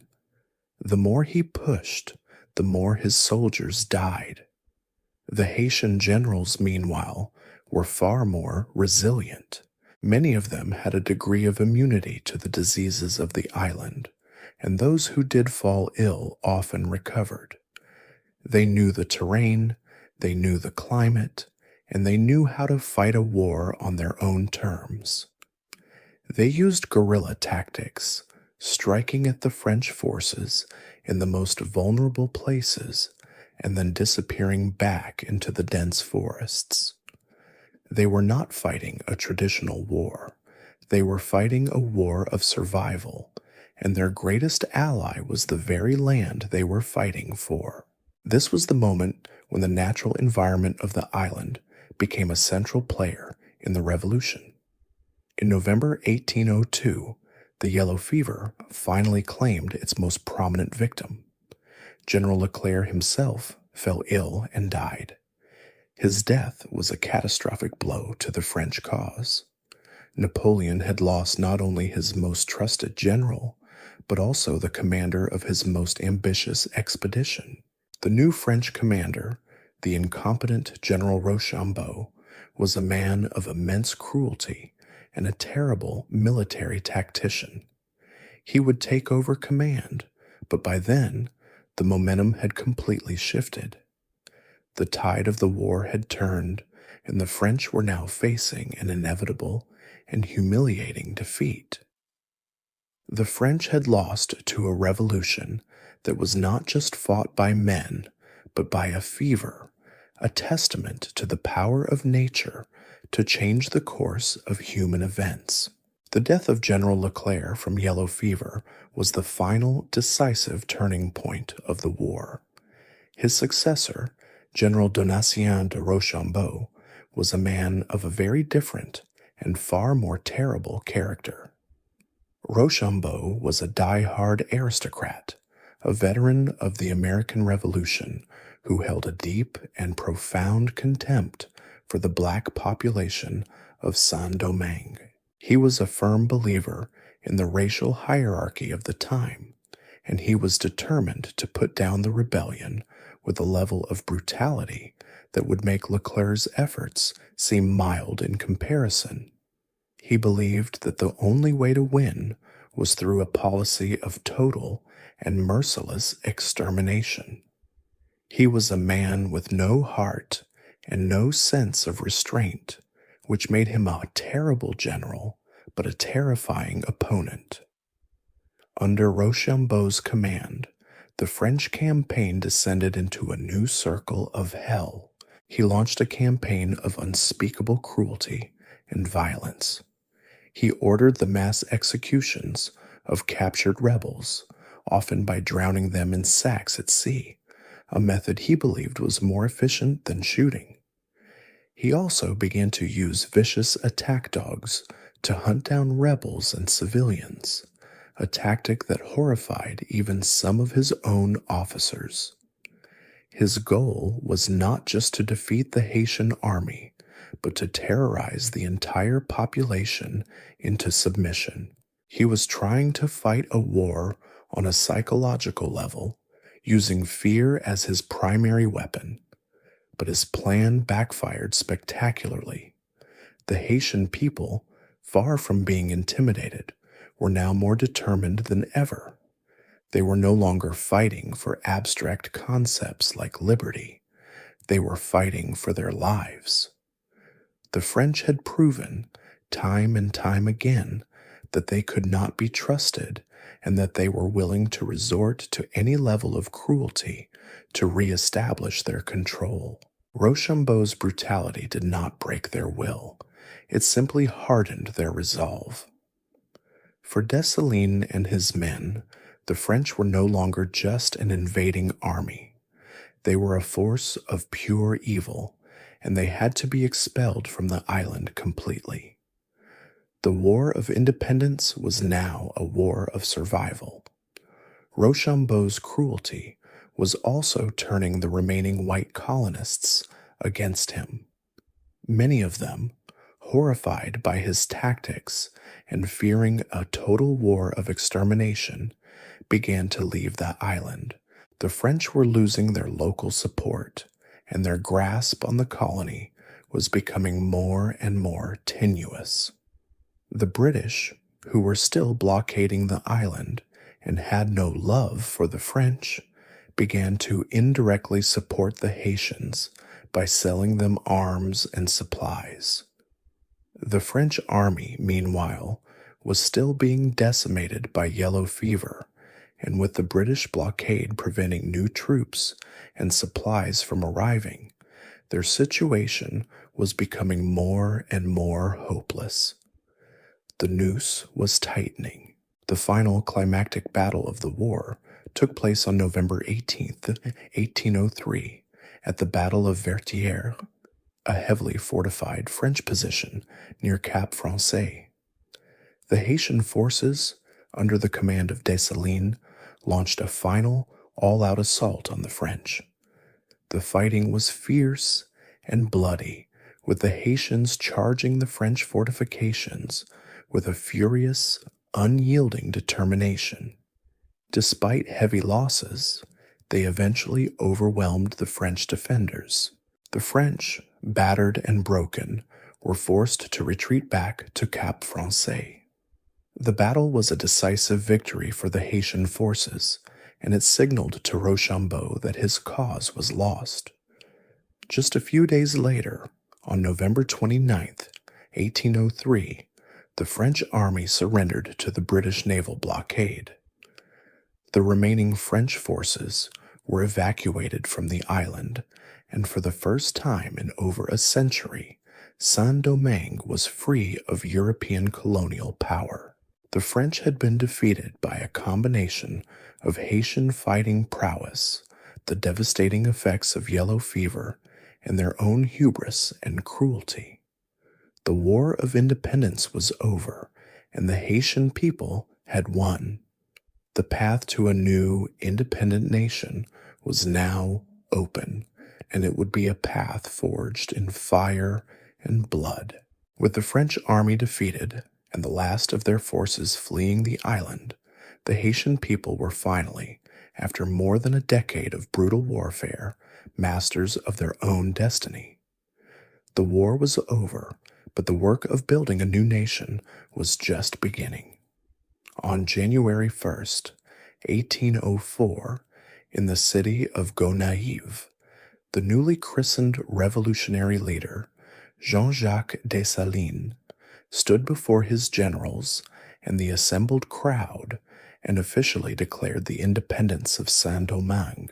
He read the Act of Independence, which proclaimed the colony's new name, Haiti, a name derived from the indigenous Taino language, meaning land of mountains, a powerful and symbolic rejection of its colonial past. The Declaration of Independence was a document of immense historical significance. It was not a grand, philosophical treatise on the rights of man, but a fiery and defiant proclamation of freedom, written in a tone of uncompromising rage and vengeance. It vowed that the Haitian people would never again return to the French, and that they would fight to the death to defend their newfound liberty. Dessalines' speech was even more direct. He urged the people to remember their past suffering and to swear an oath to live free or die. He told them that they had paid for their freedom in blood, and they would defend it with the same ferocity. Dessalines, now the first ruler of the new nation, took the title of Governor-General for life. His first official act was to order the destruction of all remaining symbols of French colonial power and to rename the cities with new indigenous names. Cap Français, the colonial capital, was renamed Cap Haitien, and Port-au-Prince was renamed Port Républicain. It was a symbolic and profound break with the past. He also oversaw the creation of the new Haitian flag, which was a simple but powerful design, a blue and red bicolor created by Dessalines himself by tearing the white stripe out of the French tricolor. The white, he declared, represented the treacherous French, and by removing it, he was symbolizing the complete and final separation from France. However, the birth of the new nation was also marked by a brutal and controversial event that has haunted Haiti's history ever since. In the weeks and months following the Declaration of Independence, Dessalines ordered a systematic massacre of the remaining white French colonists on the island. This was not a chaotic, spontaneous uprising like the early days of the Revolution.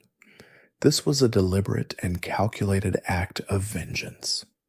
The stated goal was to ensure that there were no remaining French loyalists who could betray the new nation, and to exact a final, terrible revenge for the centuries of colonial cruelty. Historians still argue about the morality and necessity of this act. Some see it as a barbaric and unforgivable crime, a final act of unbridled rage. Others see it as a grim but necessary piece of statecraft, a way to secure the new nation and to send a message to the world that Haiti would not be messed with. It was a deeply troubling event, but it was also a reflection of the deep trauma and immense suffering that the Haitian people had endured. It was a dark and bloody birth for the first Black Republic in the Western Hemisphere, a nation founded on the principles of liberty and equality, but also forged in fire, betrayal, and vengeance. And so, Haiti was born. But its birth was not met with celebration from the international community. The world's great powers, all of whom had a vested interest in the continuation of slavery, were horrified and terrified by the example that Haiti had set. They feared that the success of the Haitian Revolution would inspire similar uprisings in their own colonies, and they refused to recognize the new nation. Haiti would now begin its long and difficult journey as an independent state, isolated from the rest of the world and burdened by the weight of its own past. The birth of Haiti was a moment of immense triumph, but the challenges facing the new nation were immense. As the first and only independent Black republic in the world, Haiti was an anomaly, a terrifying example to the colonial powers of Europe and the Americas. The world was not ready for a nation founded on the principles of Black liberty and equality, and so, from the very beginning, Haiti was an isolated pariah state. The international community, led by France, Great Britain, and the United States, refused to recognize its independence. This diplomatic isolation would have a profound and lasting impact on the nation's future. The first ruler of this new, isolated nation was Jean-Jacques Dessalines, a man of raw military power and a deep-seated suspicion of the outside world. Dessalines, in the absence of any international support, had to rely on his own authority to consolidate power and to protect the new nation from foreign invasion. In 1805, he took a step that solidified his absolute power and mirrored the autocratic European rulers he despised. He crowned himself Emperor of Haiti. The move was a deeply controversial one. To some, it was a necessary piece of statecraft, a way to create a stable, centralized government that could fend off foreign threats. To others, it was a betrayal of the revolutionary ideals, a transformation from a republic of free men into an empire ruled by a single, all-powerful man. As emperor, Dessalines' rule was harsh and uncompromising. He believed that the only way to secure the nation's future was through strict military discipline and a policy of forced labor to rebuild the devastated economy. He feared that the former enslaved people would simply abandon the plantations and return to a life of subsistence farming, which would leave the new nation with no wealth to defend itself. He therefore enacted a system that was eerily similar to the one Toussaint had created. The former enslaved people were legally free, but they were bound to the plantations and were required to work for the state. They were paid for their work, but the system was deeply unpopular and it was enforced with an iron fist. It was a classic case of a revolution turning into a new form of tyranny. Dessalines also faced the immense challenge of an external threat. The French, under Napoleon, had not given up on their ambition to reconquer the island. The French were still a powerful force, and Dessalines knew that they would be back. He spent much of his reign building up the nation's fortifications, training his army, and preparing for a future invasion. He was a man living in a constant state of paranoia, and it was a paranoia that was not entirely unfounded. He also had a deep-seated fear of internal betrayal, and he launched a series of purges against those he suspected of being disloyal. His rule was a delicate and dangerous balancing act, a struggle between the need for order and the desire for true freedom. The political and social climate in Haiti was also complicated by the immense distrust that had built up between the different classes during the revolution. The gens de couleur libre, who had initially fought against the enslaved, were now a part of the new ruling class, but they were still viewed with suspicion by the black majority. Dessalines, in a bid to create a more unified nation, attempted to break down these racial barriers, but his efforts were met with resistance. He was a man who had to lead a nation that was still deeply divided, a nation that was not yet a unified whole, but a collection of different groups with different loyalties and different fears. His reign was a brutal and necessary period of consolidation, but it was also a period of immense internal strife and simmering resentment. The history of Haiti was just beginning, but the long, difficult road ahead was already clear. The reign of Emperor Jean-Jacques Dessalines, though short, was a brutal and necessary period of consolidation for the new nation of Haiti. He had successfully led the final, bloody phase of the revolution, but his time as emperor was defined by a constant struggle to defend the new nation from external threats and to forge a single unified people from the ashes of a deeply divided society. His leadership was autocratic and uncompromising, a reflection of the war-torn environment he had to navigate. He was a man with a singular focus to ensure that the French would never return. Dessalines was deeply paranoid, and for good reason. He knew that the world's major powers, who all had a stake in the continuation of slavery, were watching Haiti with a hostile and calculating eye. He believed that the only way to protect the nation's newfound freedom was through a powerful, disciplined army and a policy of absolute self-reliance. He spent much of his reign building up the military and forcing the population to work on the plantations to generate the wealth needed to fund the army. This policy, a form of forced labor, was a constant source of tension between Dessalines and the very people he had freed.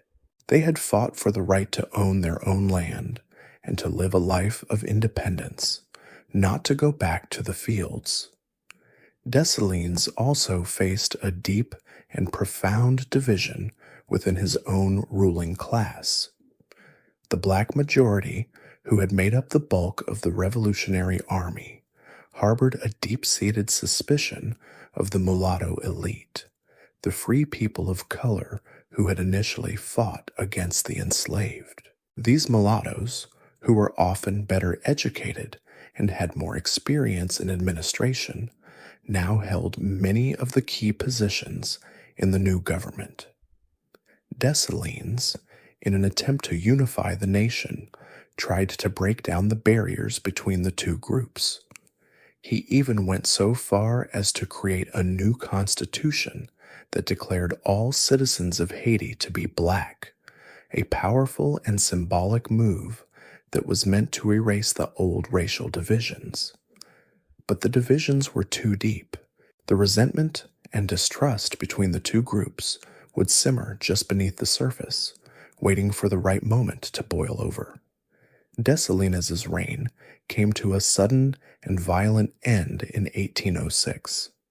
His authoritarian rule, his brutal purges of his enemies, and his deeply unpopular economic policies had turned many of his former allies against him. A conspiracy, led by his own top generals and members of the mulatto elite, was formed. In October 1806, Dessalines was ambushed and assassinated by his own troops as he rode out to quell a revolt. His death marked the end of the first, most brutal phase of Haiti's independence. It was a tragic and bloody end for a man who had been instrumental in securing the nation's freedom, but it was also a sign of the deep internal conflicts that would plague the country for years to come. With Dessalines gone, the fragile unity of the new nation collapsed. The conspiracy that had killed him was a loose coalition of different groups with different agendas, and they were now at odds with each other. The country was on the brink of civil war, a war that would pit the black military leaders of the North against the mulatto leaders of the South. The promise of a unified black republic, which had been the great dream of the Revolution, was about to be shattered. The legacy of Dessalines, for all its cruelty and paranoia, was that he had, for a brief time, held the nation together. His death left a void that no one could fill, and the country would now begin a new and even more difficult chapter in its history. The first great test of the new nation's stability had failed, and the future was looking more uncertain than ever. The assassination of Dessalines in 1806 plunged Haiti into a period of deep political instability. The fragile unity that he had however brutally enforced, now completely disintegrated. The country split along geographic and racial lines, a clear reflection of the unresolved tensions that had been simmering beneath the surface since the beginning of the revolution. The black military leaders of the North and the mulatto elite of the South, who had briefly allied to remove Dessalines, now turned on each other in a fierce struggle for power. The dream of a unified Black Republic was now shattered, and the country was on the brink of a civil war. In the north, Henri Christophe, one of Dessalines' most trusted generals and a powerful military figure in his own right, seized control. Christophe, a man of immense ambition and discipline, was a powerful military commander who had a vision for a strong, centralized, and highly structured state. He, like Dessalines, believed that the only way for Haiti to survive in a hostile world was through military power and economic productivity. He initially declared himself president, but in 1811 he would follow Dessalines' lead and crown himself King Henri I of the Kingdom of Haiti. His kingdom was a militaristic, almost feudal state, with a strict social hierarchy and a system of forced labor that was designed to make the country economically self-sufficient. Meanwhile, in the South, a different kind of government was being formed. The mulatto elite, led by Alexandre Pétion, a man of mixed French and African descent who was a veteran of the Revolution and a more moderate figure, established a republic. Pétion was a stark contrast to Christophe. He was a man who believed in the ideals of democracy, at least for the educated and propertied classes. He distributed land to the peasants, a deeply popular policy that won him the loyalty of the rural population, but also crippled the country's ability to produce export crops and generate wealth. His government was a reflection of the liberal ideals of the French Revolution, but it was also a government of a specific class. The division of the country was now complete.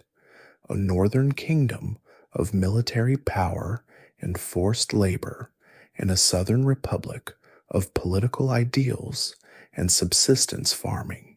The two states existed in a constant state of tension, with occasional border skirmishes and a deep mutual distrust. They were not at a full-scale war, but they were not at peace either. This internal conflict was a source of immense weakness for the young nation. It prevented them from mounting a unified defense against a potential foreign invasion, and it crippled their ability to rebuild the country's infrastructure and economy. The international community, meanwhile, watched with a grim satisfaction. The divisions within Haiti seemed to confirm their belief that a black-led state was inherently unstable and incapable of self-governance. This period of division would last for nearly a decade and a half. During this time, the two leaders, Christophe and Pétion, would implement their own competing visions for the nation. Christophe's kingdom, with its strict discipline and focus on agricultural production, was able to generate more wealth, but it was a state built on the labor of an unwilling population. Pétion's republic, meanwhile, was a more free and liberal society, but it was also a far poorer one.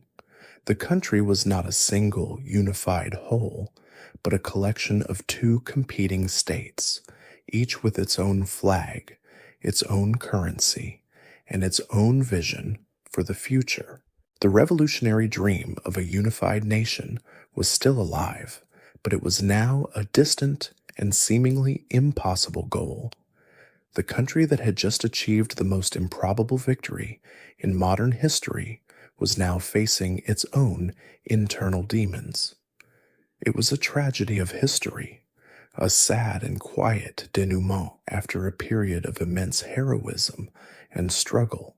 The long, quiet conflict between the two Haitian states, the Northern Kingdom and the Southern Republic, was not a war of pitched battles and massive casualties. It was a war of ideologies and competing visions for the future, a low-grade fever that sapped the nation's strength and prevented it from moving forward. For over a decade, Henri Christophe, the self-proclaimed king in the north, and Alexandre Pétion, the president of the Southern Republic, ruled over their divided domains. Each man, in his own way, was a product of the revolution, but they had very different ideas about what a free black nation should look like. Christophe's kingdom was a model of a militaristic, authoritarian state. He was a man of immense discipline and profound belief in the power of order. He believed that the only way for Haiti to gain the respect of the world was to prove that it could be as productive and as powerful as the European nations. He used the army to enforce his will, and he forced the former enslaved people to return to the plantations, where they were paid for their work but were not allowed to leave. He built a number of massive fortifications, including the legendary Citadelle La Vertières, a colossal fortress high in the mountains that was built to withstand any potential French invasion. It was a symbol of his power and his deep-seated fear of a French return. The citadel was a massive and awe-inspiring achievement, a testament to the immense labor of his subjects, but it was also a symbol of his brutal rule. Meanwhile, in the south, Pétion's republic was a more relaxed and democratic, if less productive, state. Pétion, a more liberal figure, had a very different vision. He believed that the revolution had been fought for the right of every man to own his own land and to live a life of independence. He began to break up the large plantations and distribute the land to the peasants in small plots. This was a hugely popular policy, and it won him the loyalty of the vast majority of the population. But it also had a devastating effect on the country's economy. The small farms could not produce the large quantities of sugar and coffee that were needed for export, and the country's wealth began to dwindle. Pétion's republic was a land of free and independent small farmers, but it was a very poor one.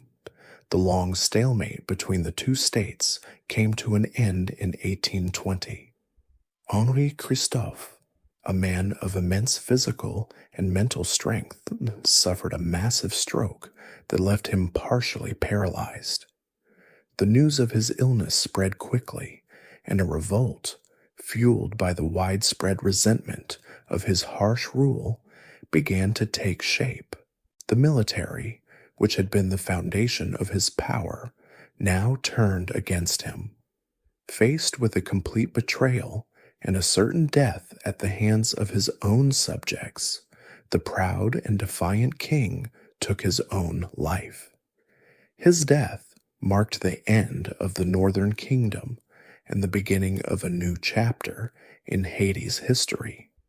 With Christophe gone, the Southern Republic, led by Pétion's successor, Jean-Pierre Boyer, was now the dominant power. Boyer, a pragmatic and ambitious man, immediately began a campaign to reunify the country. The northern forces, which had been demoralized by the death of their king, offered little resistance. In a bloodless campaign, Boyer marched into the north and declared the country to be a single, unified republic once more. The division that had lasted for so long was now over, but the challenges facing the new unified nation were still immense. The country was now burdened by a weak economy and a legacy of internal conflict that would continue to shape its politics for years to come. The long and difficult journey of nation building was now finally a shared one. The reunification of Haiti under President Jean-Pierre Boyer in 1820 was a moment of hope, a chance for the nation to finally move past its internal divisions and begin the long process of recovery. Boyer, a pragmatic and ambitious man, was a veteran of the Revolution and a more moderate figure than either Dessalines or Christophe. He was a mulatto, and his rise to power was a sign that the political landscape was shifting. He was now faced with the monumental task of rebuilding a country that had been at war for nearly 3 decades, a country that was economically devastated and diplomatically isolated. Boyer's biggest challenge was to deal with the overwhelming debt that the new nation had inherited from the Revolution. The international community, led by France, still refused to recognize Haiti's independence. In the eyes of the world's major powers, Haiti was a rogue state, a dangerous and unacceptable precedent that had to be punished. The French, in particular, were still smarting from their humiliating defeat and were demanding a massive sum of money as compensation for the loss of their property, which included the now freed enslaved people. They saw the Haitian Revolution not as a fight for freedom, but as a theft of French property, and they were determined to make Haiti pay for it. In 1825, in a desperate attempt to gain international recognition and to end the constant threats of a French invasion, Boyer made a fateful and tragic decision. He agreed to pay France a staggering indemnity of 150 million francs, a sum so large it would be equal to more than $21 billion in today's money. The French, in exchange, officially recognized Haiti's independence. It was a deal made with a gun to their head.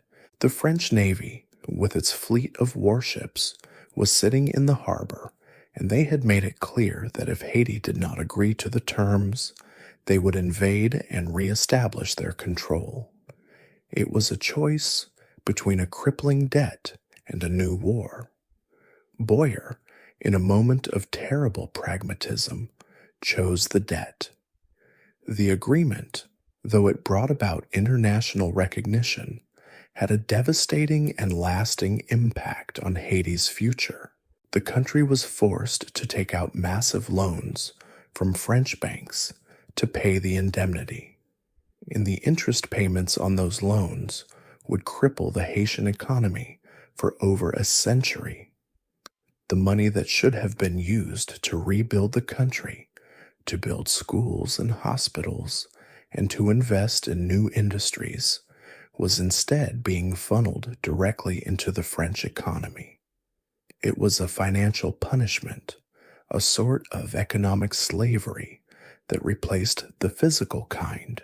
To make matters worse, the international community's recognition of Haiti was conditional. The United States, which was still a slave-holding nation, did not recognize Haiti's independence until 1862, in the middle of its own civil war. The fear of a slave revolt was too great for them to acknowledge the legitimacy of the Haitian state. The British, who had also fought against the revolution, were slow to recognize the new nation as well. Haiti was now a recognized state, but it was a state burdened by an impossible debt and a deep sense of betrayal.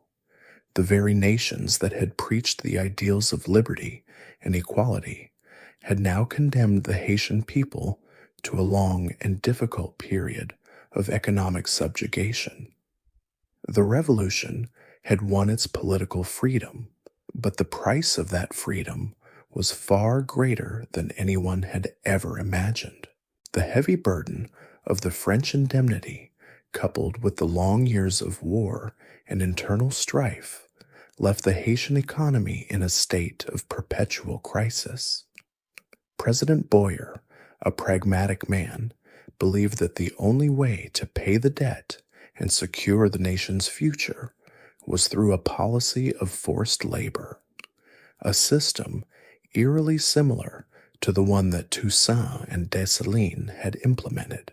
He enacted a rural code that required all able-bodied citizens to work on the land, either on state-owned plantations or on their own small farms, and he used the military to enforce it.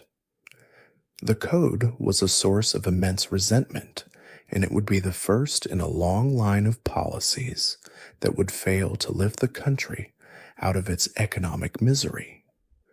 The primary problem was that the rural code, for all its good intentions, was deeply unpopular with the majority of the population. The former enslaved people, who had fought and died for their freedom, had a very different idea of what that freedom should look like. They wanted to own their own small plot of land and to live a life of independence, free from the dictates of a centralized authority. They had no interest in returning to the plantation system, even if it was for their own good. They saw the rural code not as a tool for progress, but as a new form of bondage. They resisted it in 1,000 small ways, by feigning illness, by working slowly, and by simply refusing to comply. The rural code was a failure. It did not generate the wealth that Boyer had hoped for, and it further alienated the government from the people. This economic failure, coupled with the crippling debt and the country's diplomatic isolation, led to a period of long-term instability. The country was in a constant state of crisis, with a series of weak and short-lived governments, a succession of coups, and a deep-seated distrust between the different classes. The political divisions that had plagued the country since the assassination of Dessalines and never truly went away. The mulatto elite, who controlled the government and the economy, were constantly at odds with the black majority, who made up the military and the rural population. It was a classic case of a political system that was built on a foundation of unresolved conflict. The foreign powers, meanwhile, were only too happy to exploit Haiti's weakness. The United States, which did not recognize Haiti for decades, used its power to exert its influence over the country. The British and the French, who had been defeated by the Revolution, now used their economic power to keep Haiti in a state of submission. They were no longer fighting a physical war, but an economic one, and they were winning. The Haitian government, burdened by debt and lacking any international allies, was in a constant state of political and economic crisis. The very thing they had fought for, their independence, was now being used as a tool to keep them in a state of economic servitude. Historians still debate whether Haiti was doomed from the beginning. Some argue that the country's unique history, its economic devastation, and its diplomatic isolation made its failure inevitable. Others argue that the blame lies with the Haitian leadership, who failed to create a stable and unified government, and who continued to implement unpopular and unsustainable economic policies. Regardless of the interpretation, one thing is clear. The long, difficult road ahead for Haiti was not just a result of a few bad decisions. It was a result of a combination of internal and external factors that had been set in motion from the very beginning. The revolution had won its freedom, but it had not won the right to a peaceful and prosperous future. The struggle, it seemed, was far from over. The long-term consequences of the Haitian Revolution were a paradox of immense triumph and profound tragedy. While it stands as the only successful slave revolt in history and a powerful symbol of black liberation, its legacy was a mix of continued political instability, economic hardship, and international isolation. The nation that had inspired so many around the world was now a cautionary tale, a country that had won its freedom but had seemingly lost its way. The reasons for this enduring struggle are complex, but they are all rooted in the historical events of the revolution itself. The crippling indemnity paid to France was perhaps the single most devastating factor. The sum of 150 million francs, which was later reduced but was still a massive burden, was an impossible amount for a new nation to pay. It forced the Haitian government to take out loans from French banks at exorbitant interest rates, creating a cycle of debt that would last for over a century. Historians estimate that by the time Haiti finally paid off the debt in 1947, the total amount paid to France, including interest, was several times the original amount. This financial drain prevented the government from investing in its own infrastructure, its education system, or its economy. It was, in a very real sense, a form of economic slavery that replaced the physical kind, and it was a direct consequence of the revolution's success. The political instability was another major factor. The deep-seated divisions between the black majority and the mulatto elite, which had been simmering since the beginning of the revolution, never truly went away. The country was plagued by a series of coups, civil wars, and a constant struggle for power between different factions. The government, which was a reflection of this political chaos, was weak and ineffective. It was a vicious cycle. The political instability prevented economic development, and the economic hardship fueled further political conflict. The legacy of Dessalines' assassination was a long line of short-lived governments and a deep-seated distrust between the rulers and the ruled. The country, for all its potential, was a land of constant political turmoil. The international isolation of Haiti was also a profound and lasting problem. The world's major powers, all of whom had a vested interest in the continuation of slavery, refused to recognize Haiti's independence for decades. The United States, which was a slave-holding nation, did not recognize Haiti until 1862. This diplomatic isolation had a devastating effect on the country's economy. It was difficult for Haiti to trade with other nations, to get foreign investment, or to form political alliances. It was a nation that had been born into a hostile world, and it was forced to survive on its own. This isolation, coupled with the French indemnity, created a perfect storm of economic and political hardship. Despite these struggles, the Haitian Revolution was a powerful and enduring symbol of hope and resistance. It proved that enslaved people could fight for their own freedom and win.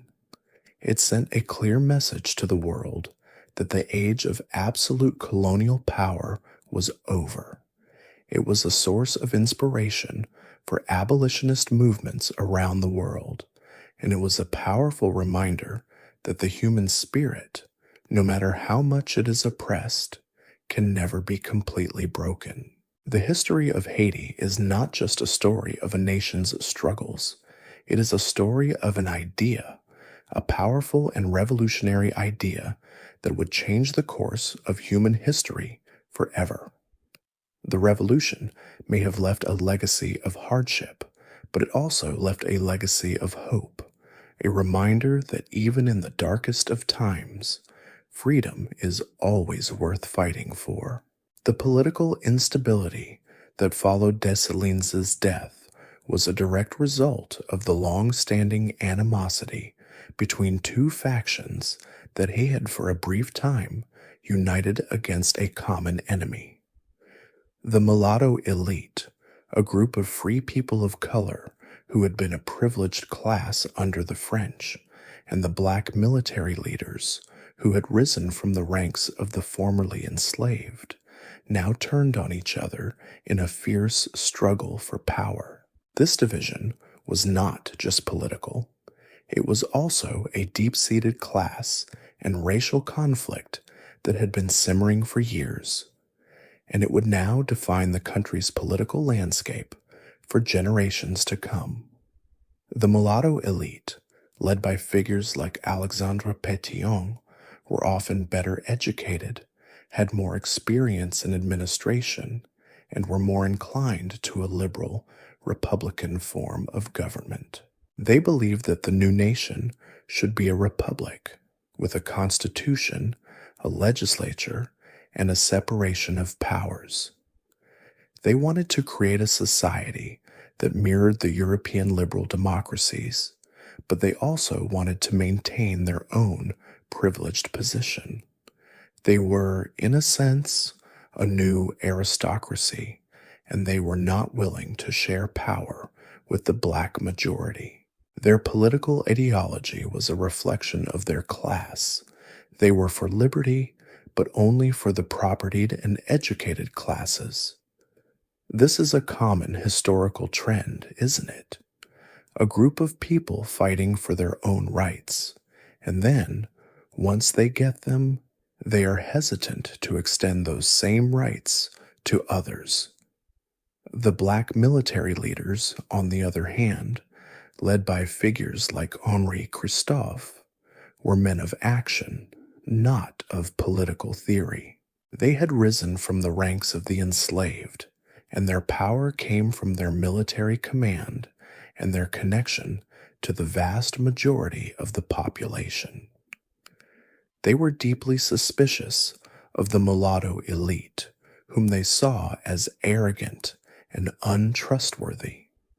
They believed that the new nation needed a strong, centralized, and autocratic government that could protect it from its enemies and that could enforce a strict social order. They were for liberty, but they also believed that the people needed to be forced to work for their own good.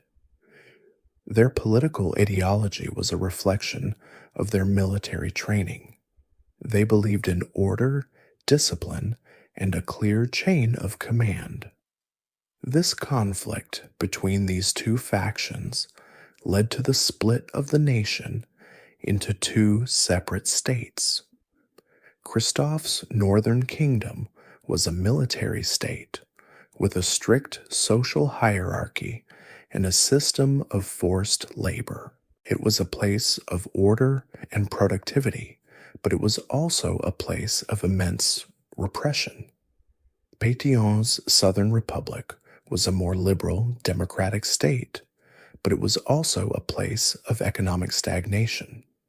It was a land of independent small farmers, but it was a very poor one. The two states were a perfect reflection of the two competing visions for the nation, and they were locked in a stalemate that would prevent the country from moving forward. The long-term consequence of this division was a political culture of instability and distrust. The mulatto elite and the black military leaders would continue to vie for power for years to come, a constant struggle that would be punctuated by a series of coups and short-lived governments. The country's political institutions, which had been so fragile from the start, were never given a chance to develop. This created a political system that was based on personal power and patronage rather than on the rule of law. It was a system that was built on a foundation of unresolved conflict, and it would be the cause of much of Haiti's future political turmoil. The long-term consequences of the Haitian Revolution were not just economic and political, they were also social. The country that had been born out of a rebellion against a rigid racial hierarchy now found itself struggling with its own equally complex social divisions.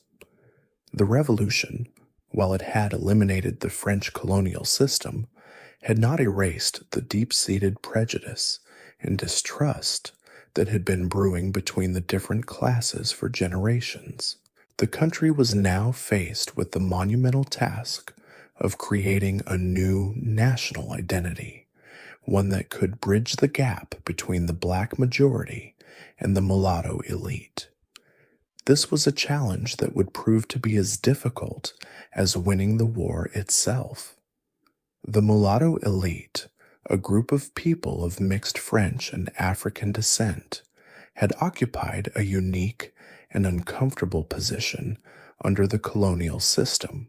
They were free, and many were educated and wealthy, but they were still considered to be of a lower status than the white colonists. They had fought for their own rights, and in the aftermath of the revolution, they were able to parlay their education and wealth into positions of power in the new government. They became the new ruling class, and their political power was a source of immense resentment for the black majority, who had made up the vast majority of the Revolutionary Army. This social conflict was a constant undercurrent in Haitian politics. The black majority, who were largely rural and uneducated, viewed the mulatto elite with suspicion and distrust. They saw them as a new form of a privileged class, a group of people who were now benefiting from the revolution without having endured the same level of suffering. This distrust was often fueled by the actions of the mulatto elite themselves, who often looked down on the black majority and who were not always willing to share power. It was a vicious cycle of mutual distrust and resentment that would define the country's social and political landscape for years to come.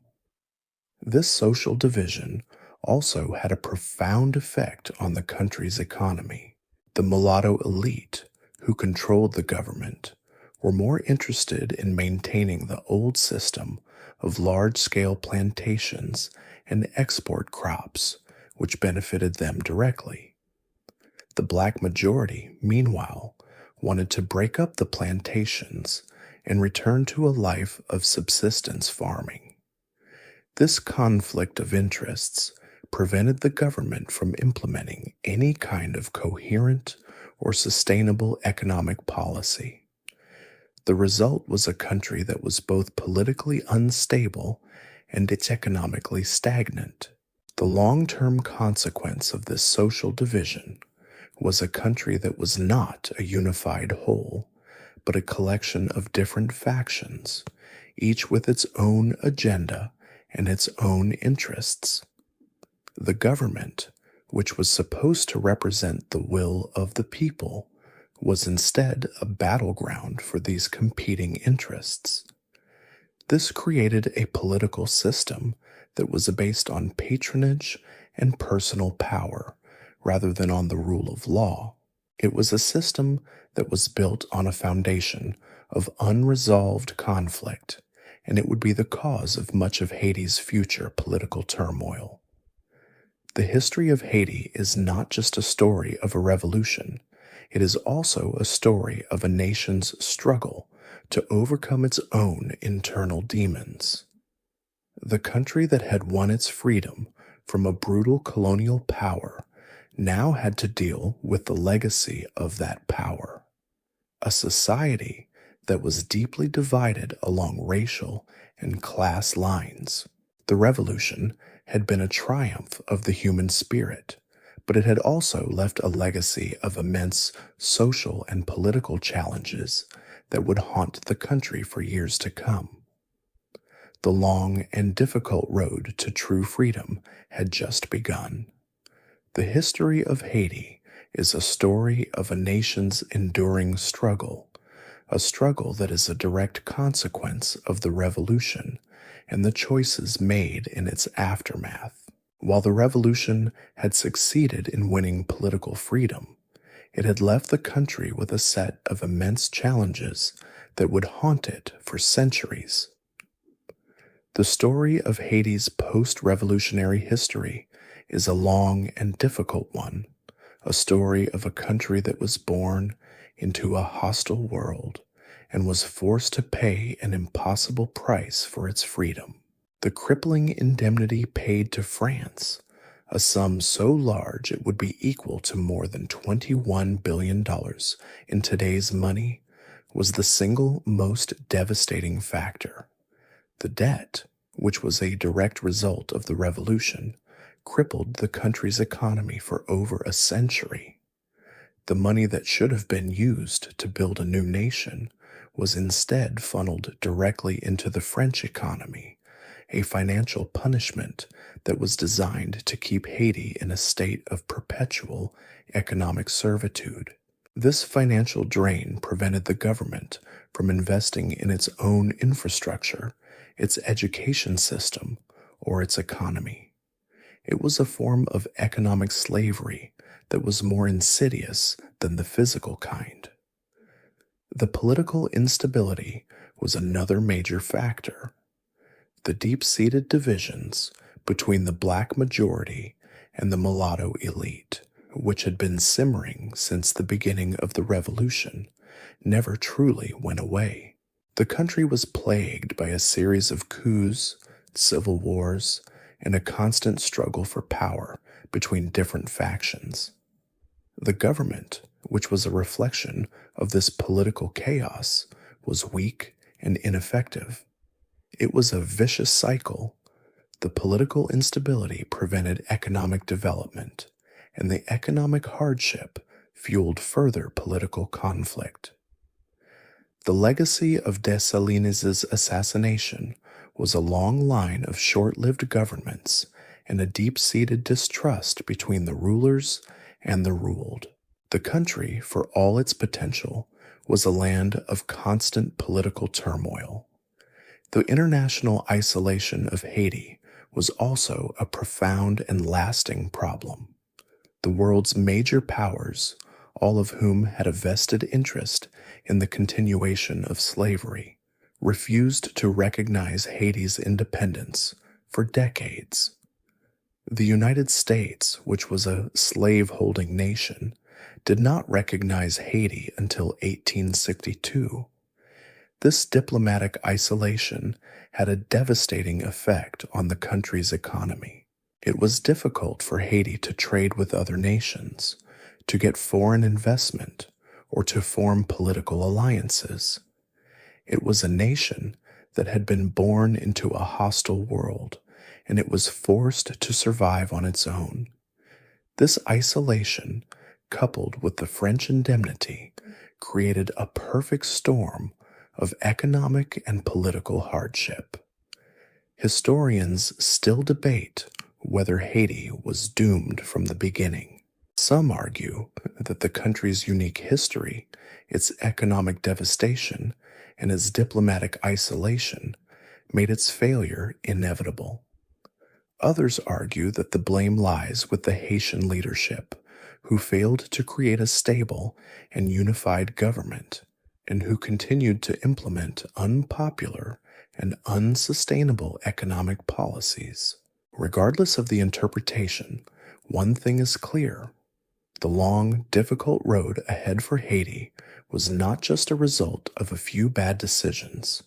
It was a result of a combination of internal and external factors that had been set in motion from the very beginning. The revolution had won its freedom, but it had not won the right to a peaceful and prosperous future. The struggle, it seemed, was far from over. And so, the story of the Haitian Revolution, a story of immense courage and profound tragedy, slowly draws to a close. We have journeyed from the opulent halls of colonial Saint-Domingue to the burning plantations, from the strategic brilliance of Toussaint Louverture to the brutal finality of Dessalines' war for independence. We have seen how a single island, smaller than the state of Maryland, was able to challenge and defeat the most powerful empires of its time. We have seen how a revolution, born of the raw fury of the enslaved, could evolve into a complex and bloody war, and how the triumph of freedom could be followed by a long and difficult struggle for survival. The history of Haiti is not just a story of the past, it is a story that continues to shape the present. The long-term consequences of the French indemnity, the political instability, and the international isolation are still felt today. The country that was once the richest colony in the world is now one of the poorest, and it is a stark reminder that the price of freedom is not always paid in blood and fire alone. Sometimes it is paid in a long, quiet struggle against a hostile world. The story of Haiti is a testament to the power of human endurance, but it is also a cautionary tale about the immense difficulties that come with nation building, especially when a nation is born into a world that is fundamentally opposed to its very existence. The story of the Haitian Revolution is a story of paradox. It was a revolution that was fought for the ideals of liberty and equality, but it was also a revolution that was born of a terrifying brutality. It was a revolution that was led by a man of immense vision, Toussaint, and a man of immense ferocity, Dessalines. It was a revolution that had to fight not only against a powerful colonial empire, but also against its own internal demons. It was a revolution that proved that enslaved people could win their freedom, but it was also a revolution that left a legacy of immense struggle and hardship. And so, the story of this island of mountains and secrets, of fire and freedom, sinks into the quiet waters of history. The great figures of the revolution, Toussaint, Dessalines, Christophe, now exist in the realm of legend. Their names are no longer just names. They are whispers on the wind, a memory of a time when the impossible was made real. The struggle for independence was over, but a new, more enduring struggle had just begun. A struggle that was not fought on the battlefield, but in the quiet corridors of power and in the silent hearts of a people who had won their freedom at a terrible cost. The fire is now embers. The sound of the cannons has faded to a distant echo. The long march to freedom has ended, and the long, quiet journey of a nation has begun. It is a journey that will be filled with struggle and hardship, but it's also a journey that will be filled with the quiet dignity of a people who, against all odds, chose to be free. The story has come to an end, but the legacy, like a stone dropped in a vast ocean, will continue to send out ripples, forever changing the world in ways both seen and unseen. The story of Haiti is a quiet whisper, but it is a whisper that can still be heard, a story that still has much to teach us about the power of hope, the cost of freedom, and the enduring strength of the human spirit. And so his story sank into legend, a tale whispered in the dark, a memory of a time when men of iron wills bent the course of history and refused to be broken. The sounds of the revolution have faded, the cannons are now silent, and the ghosts of the past have found their rest. The long and difficult journey of a nation has begun, a journey that will continue for generations to come, a journey that we can only hope will one day lead to a peaceful and prosperous end. Rest now. The past is done. End of script. Sweet dreams.